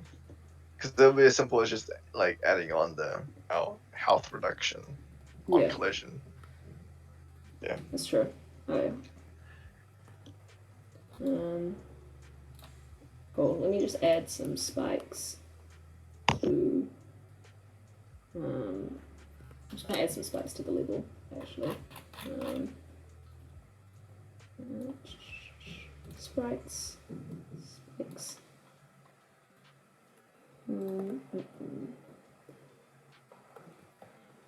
Going off what you were talking about, the grey box stuff earlier, I know I'm doing a very, like, assets first kind of based way of making this, but I don't think the best way... I like making the assets first, but there are a lot of different ways to do it, and actually, I'll show you guys in Unity. Unity has a bunch of these default sprites that you can use that are perfectly good for testing out whether a game is fun or not. So if you don't have an artist and you're not into art, don't worry about it. If you right-click, go into 2D Objects, Sprites, Square, bam. You've got this, you've basically got this little white square that you can use to be your character. And you can just make everything. You can also show them the Unity Asset Store. Yeah, there's also the Unity Asset Store. I would, but I have a sneaking suspicion that'll take ages to load up. With how my computer is acting right now. But okay. If you go, there's a little tab called Asset Store here. You can go online, and a bunch of people, a bunch of very nice, lovely people online have created art for you to use if you're not into that as well. We'll have some tutorials on art and stuff like that later on in the semester. So we've got our cat, and we've got some spikes. And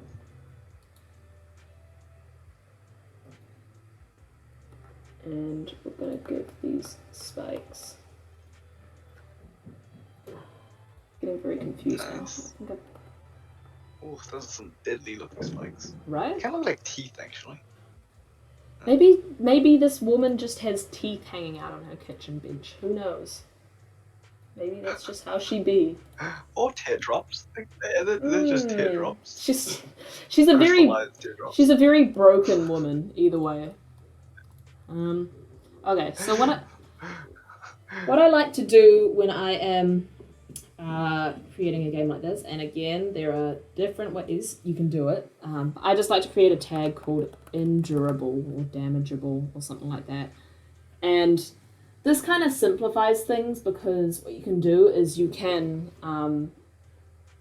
just chuck this on anything that you want to damage the character, and then on your character you can just detect, am I touching something that's going to hurt me? If yes, ouch, I'm going to take damage.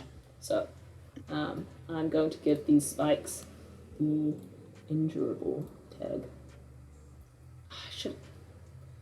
I should have made these spikes a prefab. Kid. Oh. You never learn. You I never don't. Learn. That's my problem. Do I delete it now and do it from the top? I think I could do it very quickly. Yeah, I'm gonna make them a prefab. Yeah. For good practice. It'll save you a lot of time. We don't have a lot of time. Okay. Wait, couldn't you just have made like those three and like an empty object above it? Put those three objects into that empty object, then prefab the empty object. No, because you can't prefab from within a prefab. I tried. Oh, okay. Which sucks, but that will be how it is. Okay.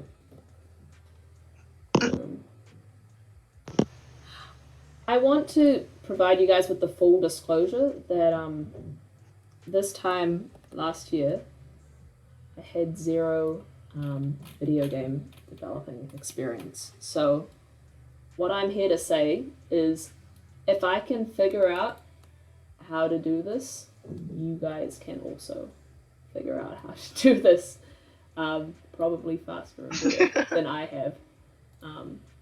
So don't let not having an experience stop you from having a go at game development.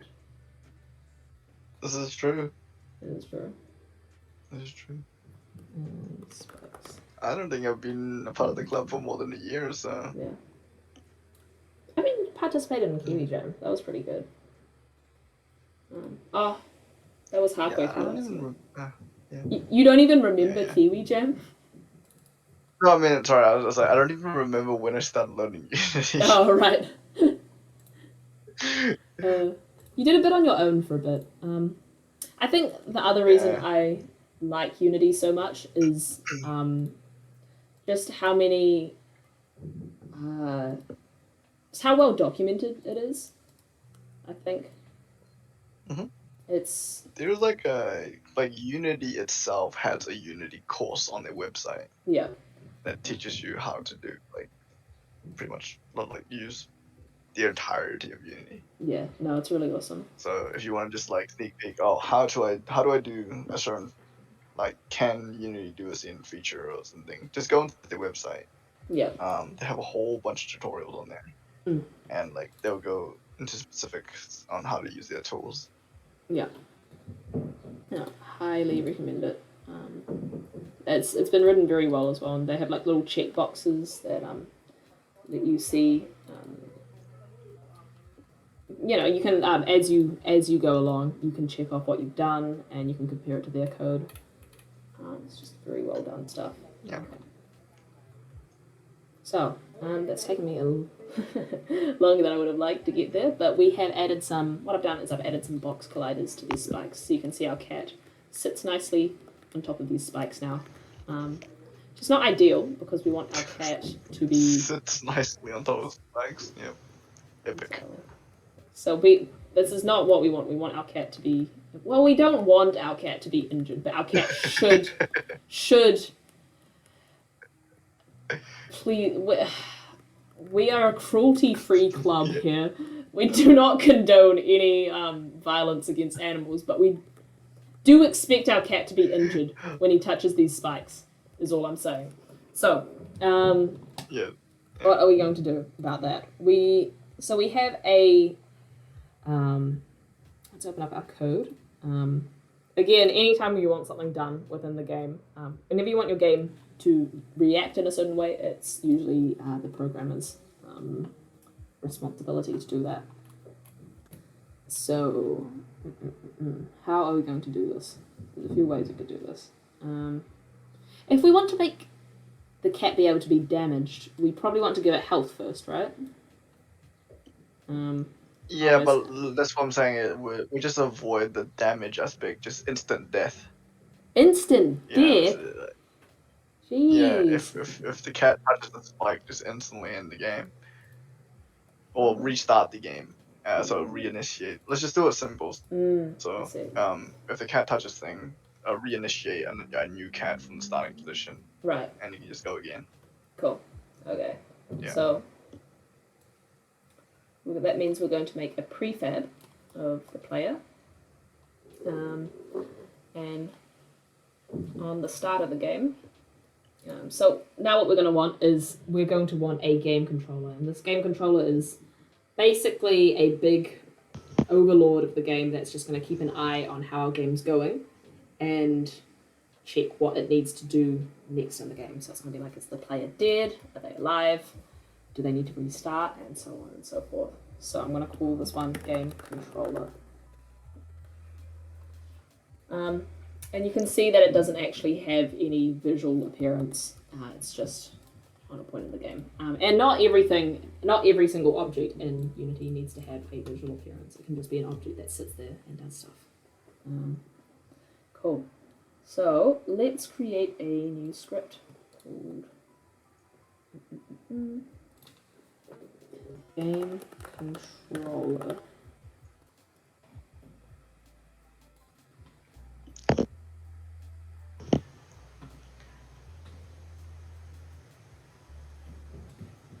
Have you guys, I mean, have you guys in chat had classes yet today? Because I know it's a bit weird being online, and I think it makes classes very skippable and watch laterable. But Bold of you to assume that all the people here are from UOA. That's true. Or university students in general. Am I discriminating? Is that what I'm doing? Oh my goodness. Well, for those of you from UOA, you never know. You never know. Someone could be from Canada, sitting right here in the chat. Is anyone in chat from Canada? Kim Song would like to know. Anyway, all I wanted to say was I hope for those of you who are from University of Auckland or in New Zealand, your first day of uni has been very enjoyable, despite what's going on. And I hope you're keeping safe, because COVID has gotten a bit scary very quickly. I'm not sure how I feel about it. Yeah. Damn. I don't get to go out. I can just stay home on my computer all day. I like going outside, though. I miss seeing people. Blasphemy. Are you not an engineering student? I'm a fake gamer. That's how you can tell. I like going outside sometimes. You like seeing the sun? What Who are you? Okay. Okay, we're good. Game controller going. Yeah. Nice. So, what I'm gonna do is, so how should we do this for now? Should we just create a? Look. There's a Canadian in the chat. Is there actually? Someone said, yes, I am Canadian. Oh, well. Brand VT. Thank you for joining us, Brand VT. Are you currently in Canada, or are you a Canadian residing in New Zealand? I do apologize because we have a lot of lag in this stream, so I see your response like about 30 seconds after you send it. I don't know how to fix the latency issue. I'm not a pro streamer, you know. Just get a bit of internet, dude, and a bit of computer. With what funding? With what money? I can't believe there's actually a Canadian in the chat. Why can't you believe there's a Canadian in the chat, Kim Song? Well, I don't know, just chucking shit out there. Kim Song, no, what's your profanity? Oh, right. Oh, whoops. Are we actually, I never know with, honestly, I don't know what the, you know, what the boundaries are around us. Yeah. Because I know YouTube is real, like, I don't know either. YouTube's super tight about that. So, Is it? yeah, no, YouTube you can't swear on.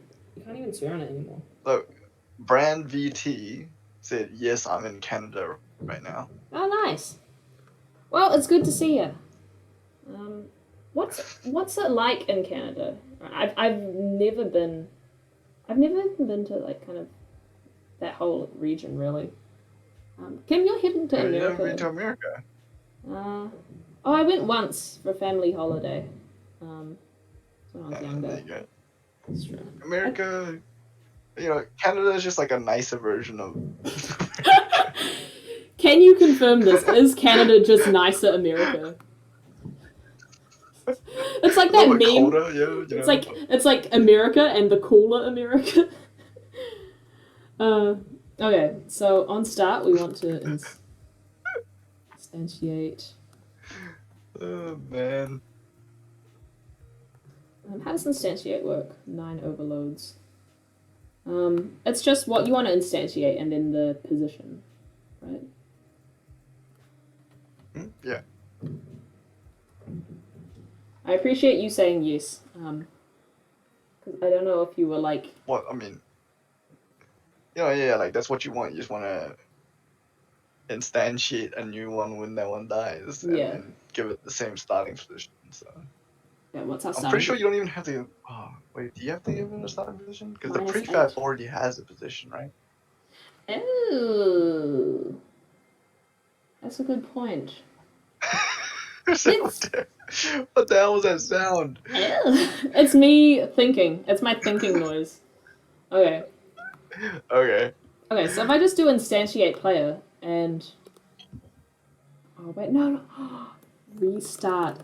I'm stupid. Okay, restart game. And on restart game, instantiate player. Okay. But delete the make sure to delete the player as well. Like Yeah. the old one. That'll be from Okay. within the character, right? The character will detect a collision with something. Yeah. That... Cool. So compiling scripts. Da-da-da-da-da. Canada is nicer America. Is Yeah. It's a good. I don't know. America. I think America just. I mean, obviously, all the news we get about America is very much through the media lens. So I never actually quite know what America's actually, like. But it does concern me a little bit. I'm sure it's Look, fine. Everything you've heard about New York. What have you heard about New York? Spider-Man. Or what do you think New York is like? They got What? Spider-Man. Spider-Man? There. Did you say Spider-Man? Yeah. He's chill yeah, there, I right? can't say I ran into Spider-Man while I was there, but yeah. New York was the place we went for when I was on holiday though. Did you like it? It was really overwhelming, honestly. Because I feel like I went there and I was like, I feel like I'm in a movie right now. If that makes sense. Like it's like this is so weird because I'm like seeing all these places that I feel like I've seen it on movies and stuff before. It's very big and very grand and very over the top. I thought it was fun. I don't know if I'd live there though. What was your opinion on New York gonna be, Kim?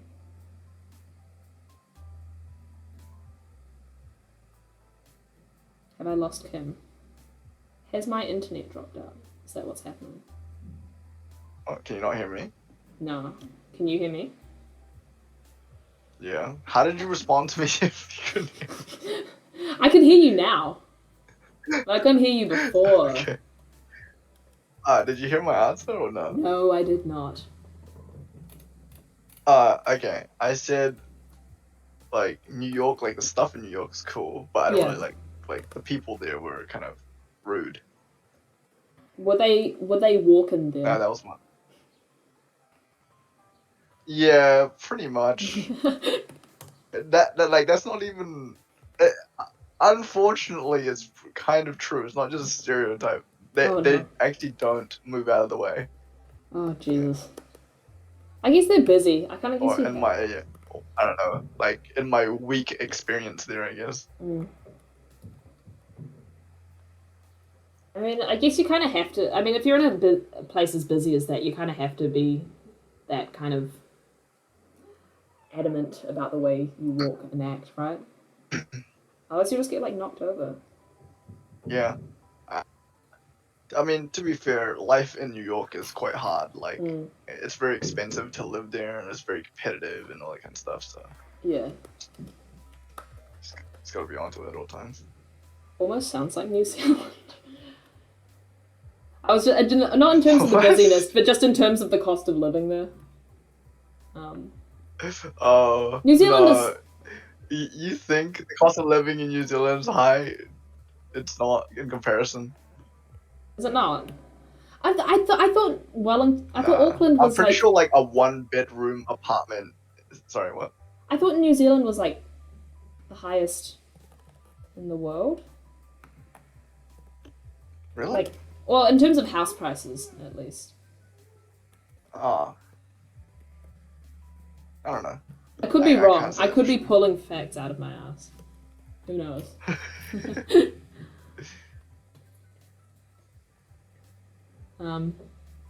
What would be a cheap place to live? Do you think? A cheap place to live?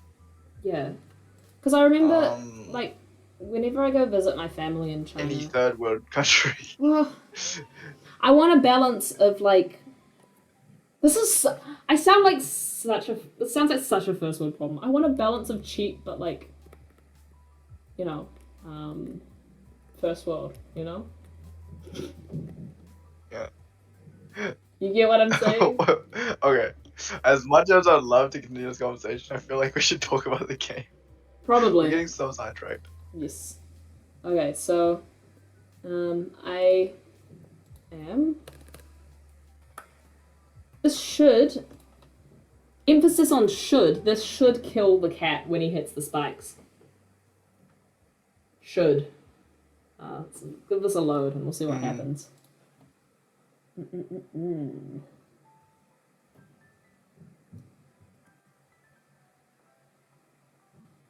Man, thank God this art is so cute. Whoever did this art. Yeah. Okay. Amazing artists. So we destroyed the player, but he has not reappeared. I think I might need to instantiate it with a position. Object. Oh wait, I know what's going on. Yeah. I'm what they call mixed stupid. Where am I going? I forgot What, are you to. destroying the prefab? No, I forgot to drag in a reference. Right, okay. Yeah, that makes sense. So You're just really scripting. We do love to see them null reference exceptions. Those are my favorite. Oh, it's working. Is it? No, yeah. I just need to drag the game controller into the script so it knows to restart the game.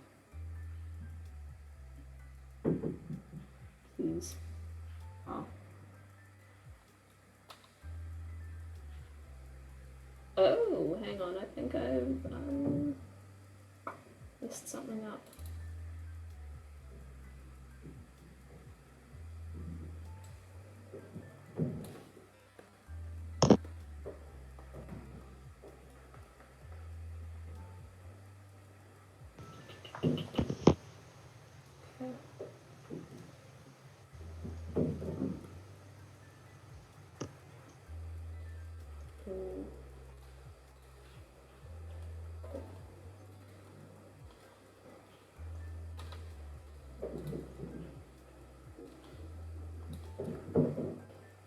Okay, so this should do what I want it to do.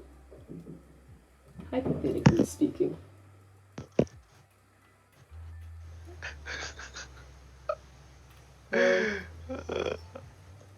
Is it possible to check on a game controller? Is it possible to check if something has been destroyed or not?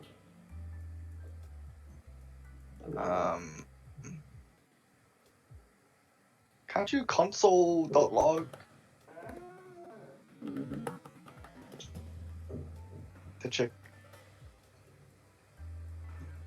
I guess it's debugging method. This is where I turn to Google. Unity. Check if destroyed. How to detect if a game object has been destroyed. Just to make sure, when you start the game, are you instantiating a new object, or is it just the one already there? Because if it's the one already there, that one on the scene is the source, so when it gets destroyed, there's nothing to recreate, like reinstantiate. Yeah. Okay. Yeah. No. Okay. I changed it to the prefab rather than the version that's there, so it should be all right. You can just check if equals null.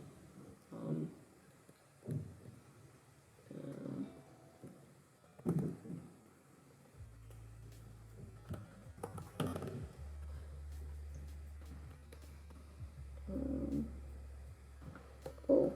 And update.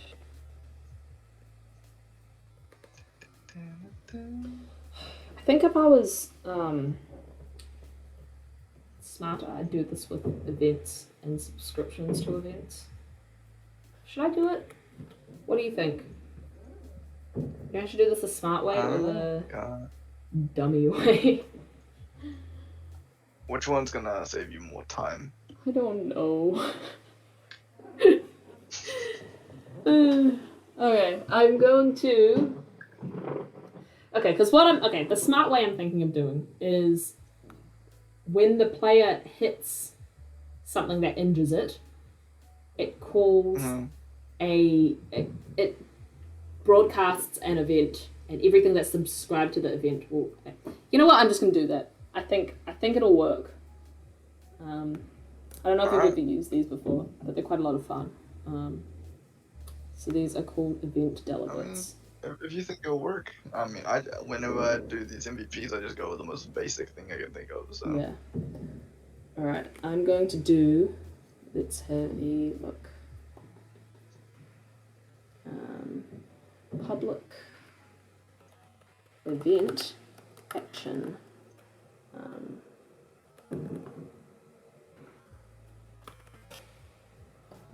Using system.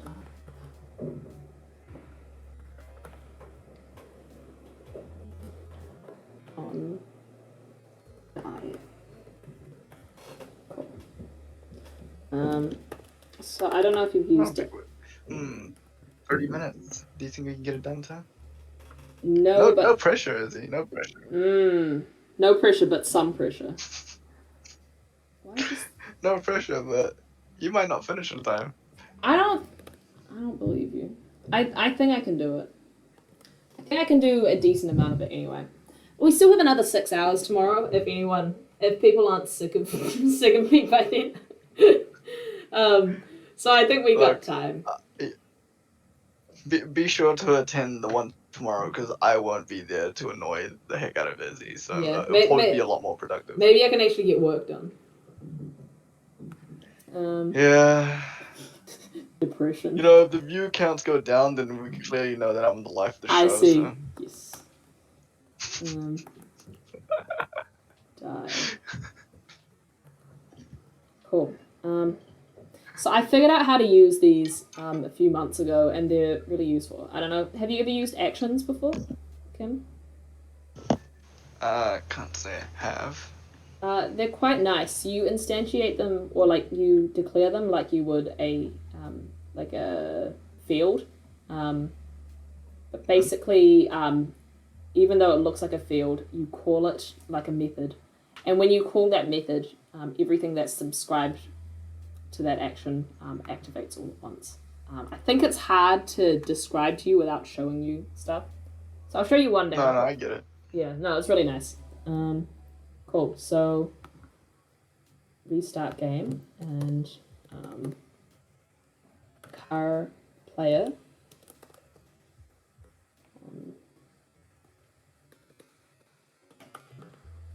I see. So it's pretty much an a Unity action kind of like attribute almost, and it allows you to sync up other function. Like you can assign functions to that action, and then once that action gets called, it just calls all the other functions that are associated with that action. Yeah. Yeah. Yes. Yes. Yeah. Yeah, that makes sense. Cool. It's actually very useful. It is. It's quite nice. That is a pretty big brain way of doing it. Right? But it's like it's 6:30 in the evening. Like I'm warm. I feel mushy. I don't know if I can do it. You know. I'll try my best. I think this might be all we have. This is all I have in me for today. So let's get it done. Like you got the character moving, you got the jump going, as the scene set. And the player will die. It's all right. And listen, after we do that, You are solo developing right now. I think I'm the next Todd Howard, to be honest.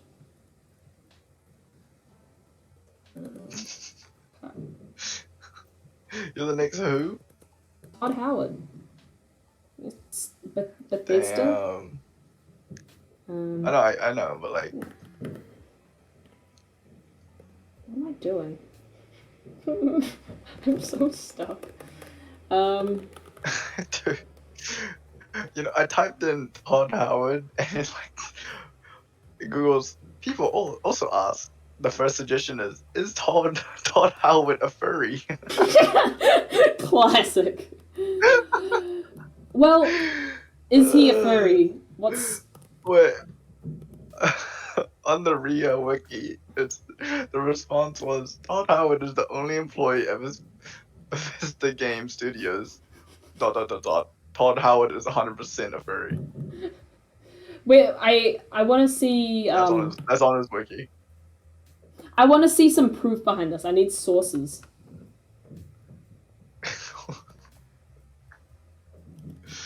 Okay, wait, I'll send you the link. I don't know if I'm opening this link after the stream. I'm not reading "Is Todd Howard a furry?" live on the internet. It's just trivia, you know. Oh my god, it is. Jesus. I was like, I'm not gonna read it, and then I was like, did he actually send me the link? And you did. So what are we gonna do? We're going to create Just some light reading. Yes. See you later. Thank you, Kim Song. What am I gonna do? What's it gonna do when the player dies? It's going to restart the game. Yes? I think so. Man, I'm so tired. What's that? I'm trying to figure out what I'm supposed to do, but like my brain is not going. You ever feel like that? Oh yeah, all the time. Yeah. I don't remember a moment when I haven't felt like that. It be like that. It do. Okay. Play movement on die. Restart.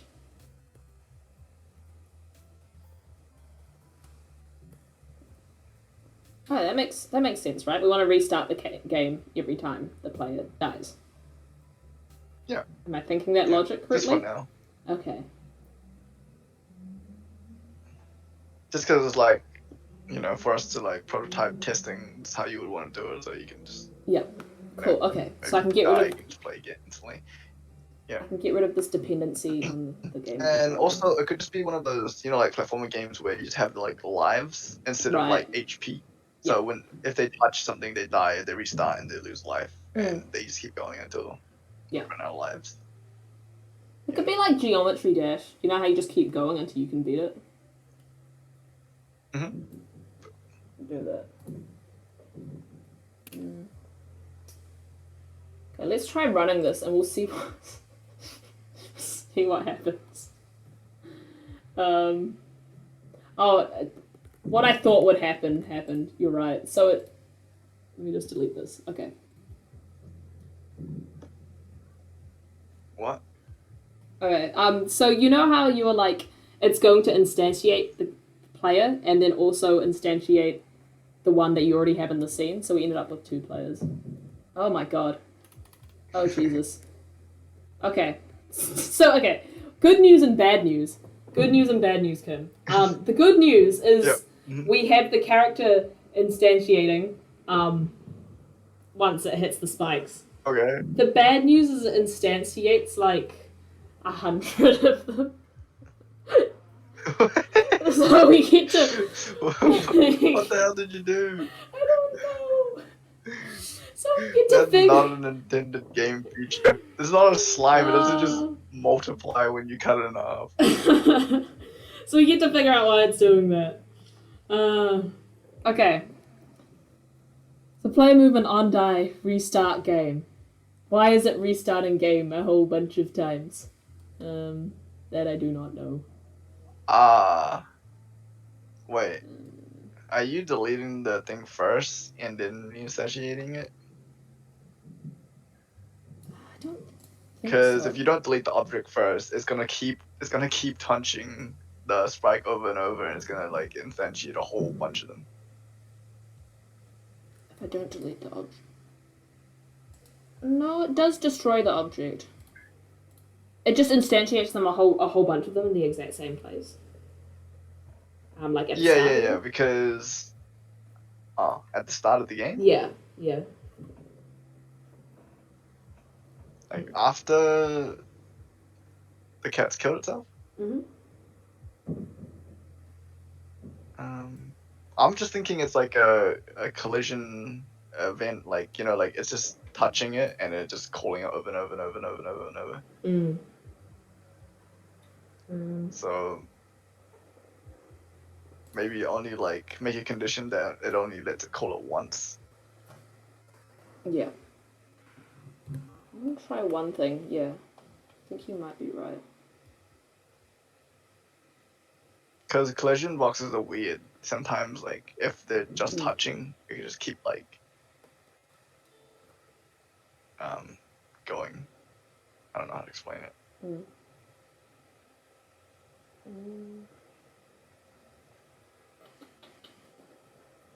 could also just have a check, like, does a player exist? If so, like, stop. Like, don't make any more. The problem is... Like, just fail or something like that. Okay, here's my problem. So it's calling on die. It needs to call the on die broadcast before it destroys itself. Because if it destroys itself first, then it can't call anything, right? So the Wait, what? So so that's the problem, because the object needs to be destroyed first, because if it's not destroyed first, the tiny amount of time in between those calls, it's contacting with the spikes. Like, imagine how many frames can happen within that one method call, and that's how many times the cat's being instantiated. I see what you mean. Okay, so I'm going to destroy it from the game controller instead of from the player. So restart game.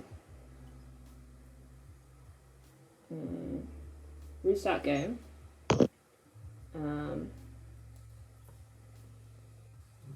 If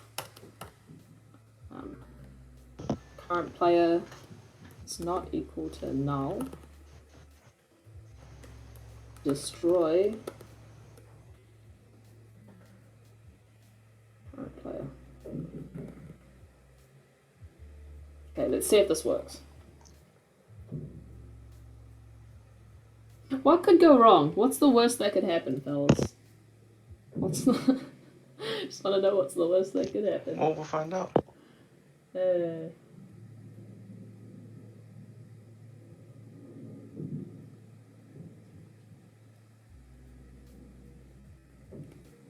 It works! Ah! Yeah, baby! That's what I've been talking about. That's what I've been waiting for. Okay, so now when the cat dies, he just pops back at the start again. Cool.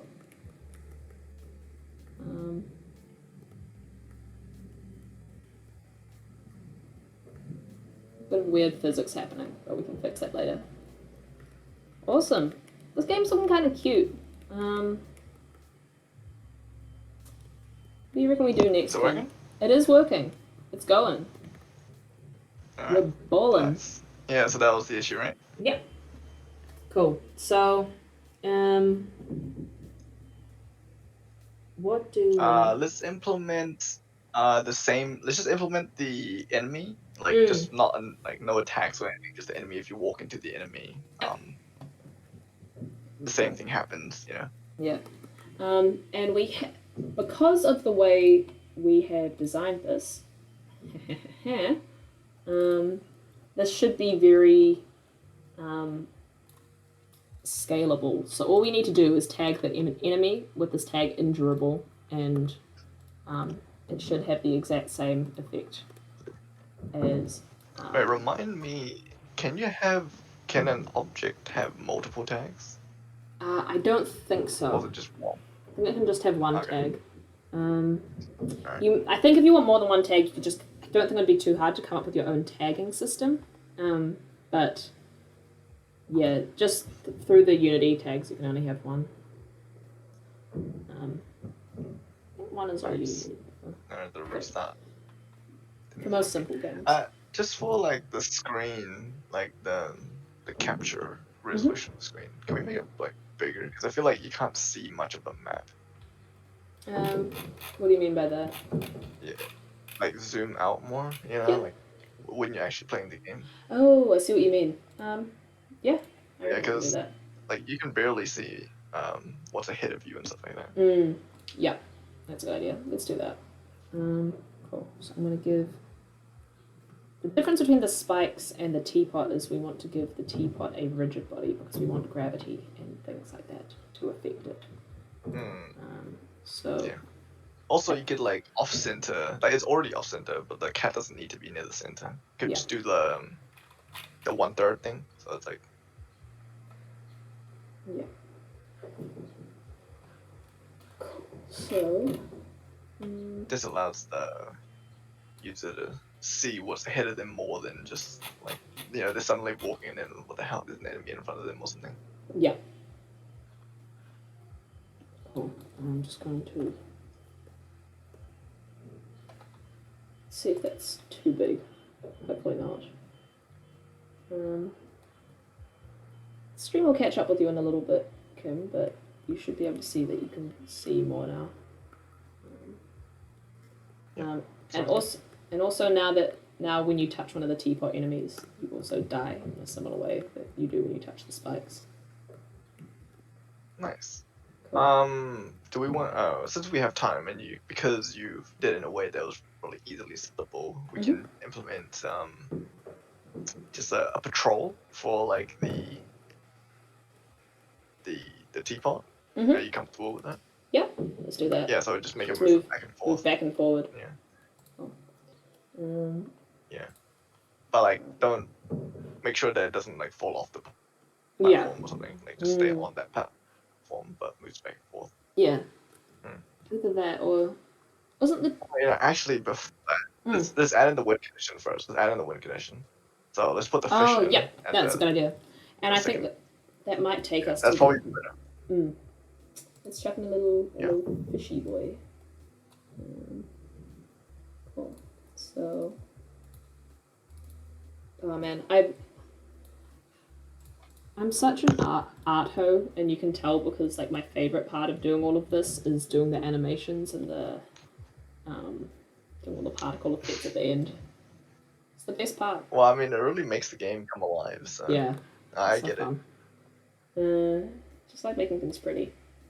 Okay, so I'm gonna tag this with something called win. Let's get the win tag, and I mean, you guys, if you guys have been around watching, I don't know how many people have followed along the entire stream, but you can probably tell what I'm gonna do here. I'm just gonna go to the player and just write when the player collides with something that's got the win tag, then the player wins. Cool. So it's not too hard. Let's go ahead and do that. I think actually we should probably end off the stream with showcasing one more thing, I reckon. But let's go into player movement for now. Cool. So let's another statement here, case win. And we'll create another action called on win.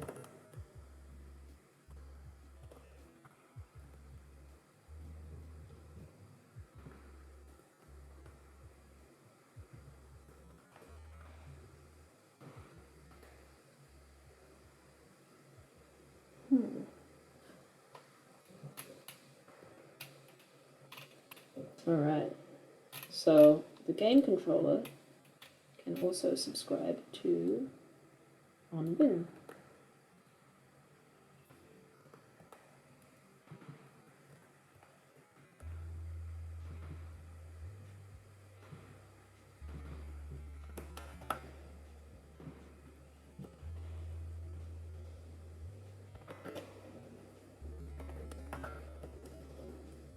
Easy peasy. Kim, are there any video games you think I should get into? I feel like I'm always looking for new video games to play. Kim, are you there? Kim has disappeared. It's okay. It's just me, myself, and I don't need him. I can stream on my own. Cool. So what I'm doing here now is we're going to have a win state. So let's say what's going to happen when he wins? Maybe we can just have a little page that says you know, you win or something like that. So let's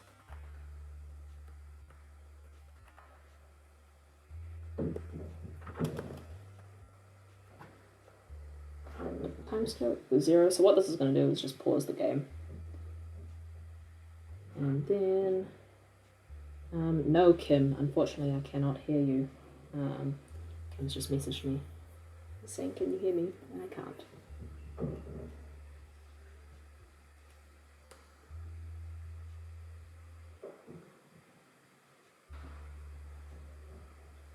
There's quite a few of you with us for how late it is. I feel like most people would have headed off. If you're in New Zealand, I am aware we have international viewers here, but there's quite a few of you guys who are still around for how late it is. I know a lot of people just, once the uni day's over, just give up and go do something else. Appreciate you guys taking the time out to hang out with us at this time of the evening. Timescale 0, and we're just going to create something that says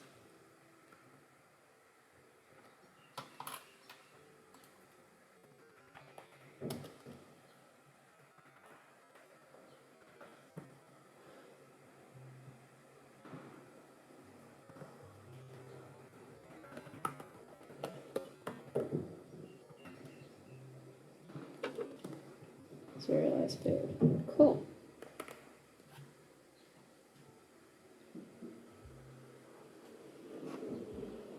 What are we going to do next? So we're going to create something that just says that you win.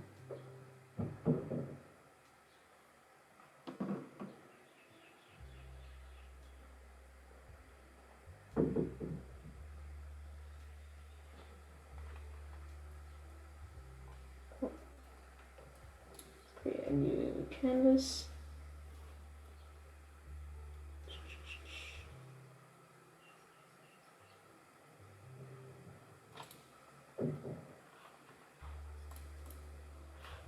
I'm hungry. Wonder what I'm gonna have for dinner.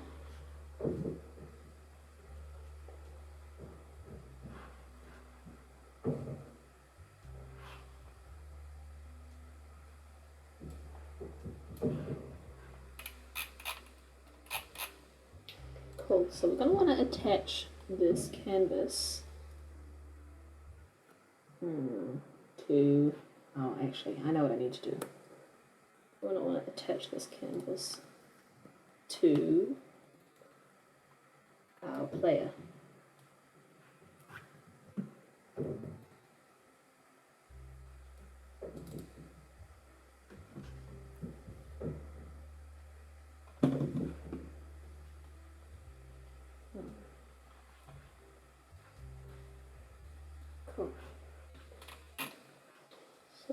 create a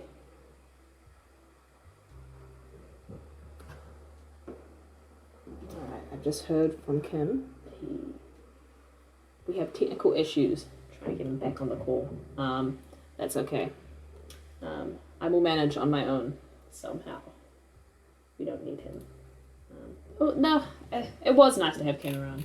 He won't be here tomorrow, but you guys will get to meet Darren tomorrow, and he is just as nice, if not nicer, than Ken. Don't tell him. Don't tell him I said that. Okay. So what we're gonna do is we're gonna make this canvas on camera space, and we give it this camera here, and it's going to render matching up with this camera, so it just works out nicely for us. Pop this over here, and this will just say you win.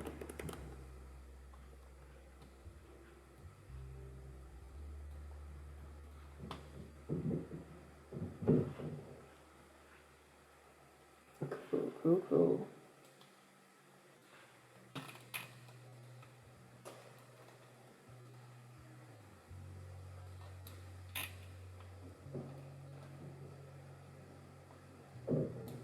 And what we're going to do here is in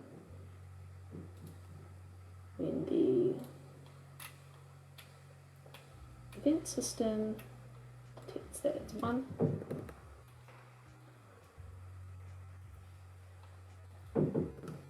Current player dot get component canvas. So basically, we're just going to grab the canvas from the player.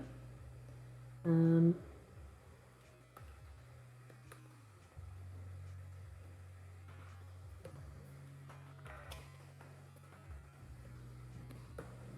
then we'll do grab the canvas from them. Actually, I think it might not be canvas. I think it might be text. Finish Pro. This one. Cool. I'm going to do .text on this. We don't actually need to change the text, do we? Maybe we can just do enable.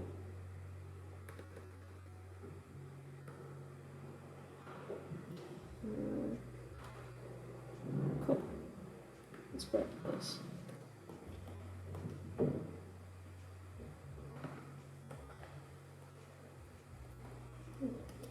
It's false.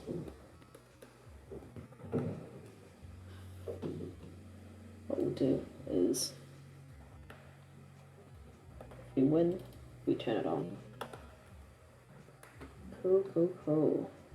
So this should work. Again, should. Big if true. Let's find out. We'll give it a go.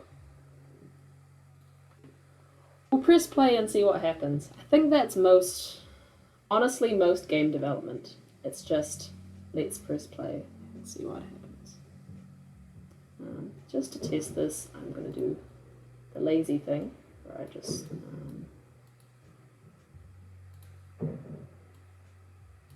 drag a player to where I want them to be. Oops. Pause the game. And pop the player over here. I think this is what I like about Unity. You can just drag around all the stuff you want in the middle of the game to test things with. Cool. So we'll drop the get here. Oh, you know what I haven't done? I haven't given this a collider, so the cat can't collide with it.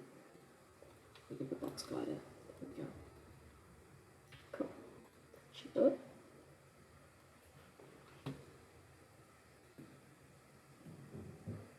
Stream's going to run a little late today, but you guys don't have to stick around the full time.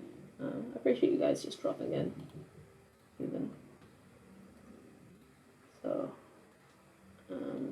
I will still do one cheeky little showcase at the end of the game. At the end of the stream, if you guys are still keen to stick around for that. If not, that's also okay.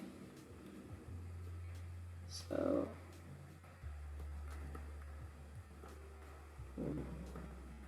it's colliding with this, but it's still not popping up with the message. Oh, object reference not set to instance of an object. What are we missing? Let's find out.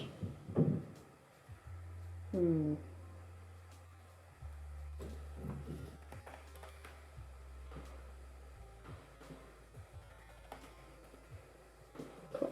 Let's try that.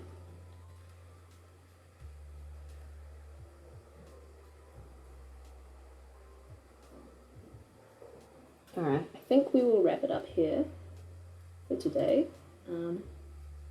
We've got most of the game done, which we got more than I thought more than I thought we would get done, which is, you know, I'm happy with that. We'll definitely continue this tomorrow if you guys are interested in having a look. I hope you guys have actually managed to, you know, get onto the Zoom and have a chat with some of the execs there, because I think part I miss most about using Twitch is I feel like I can't talk to you guys. I just really like talking to people, and it just kind of sucks that I can't do that. But that's okay.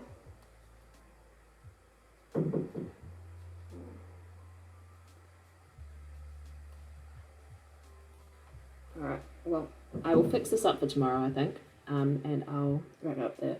I know what I've done wrong. I'm trying to access a component of the character, but I'm actually, that's what I've written in the script, but I actually want to access its child, which is one of these texts here. But either way, thanks for dropping in, you guys. Let me have a look at my exciting folder of games and see if there's anything to showcase tonight. But if not, we'll just do a few more showcases tomorrow.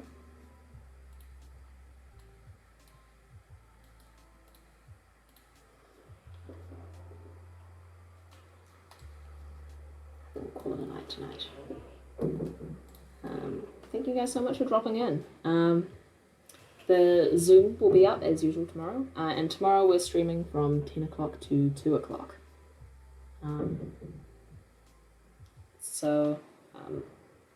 Kim wants you guys to know that he thanks you guys for joining as well. He's telling me this from Discord. But it's nice to see you guys in the chat, and we hope to see you guys around at the Game Dev Guild. And thank you for putting up with my rambling. So I'll see you guys at 10 a.m. tomorrow for finishing up the game and learning about effects and making the game exciting. And Darren will join us as well. So, thank you guys for being around, and I'll catch you then.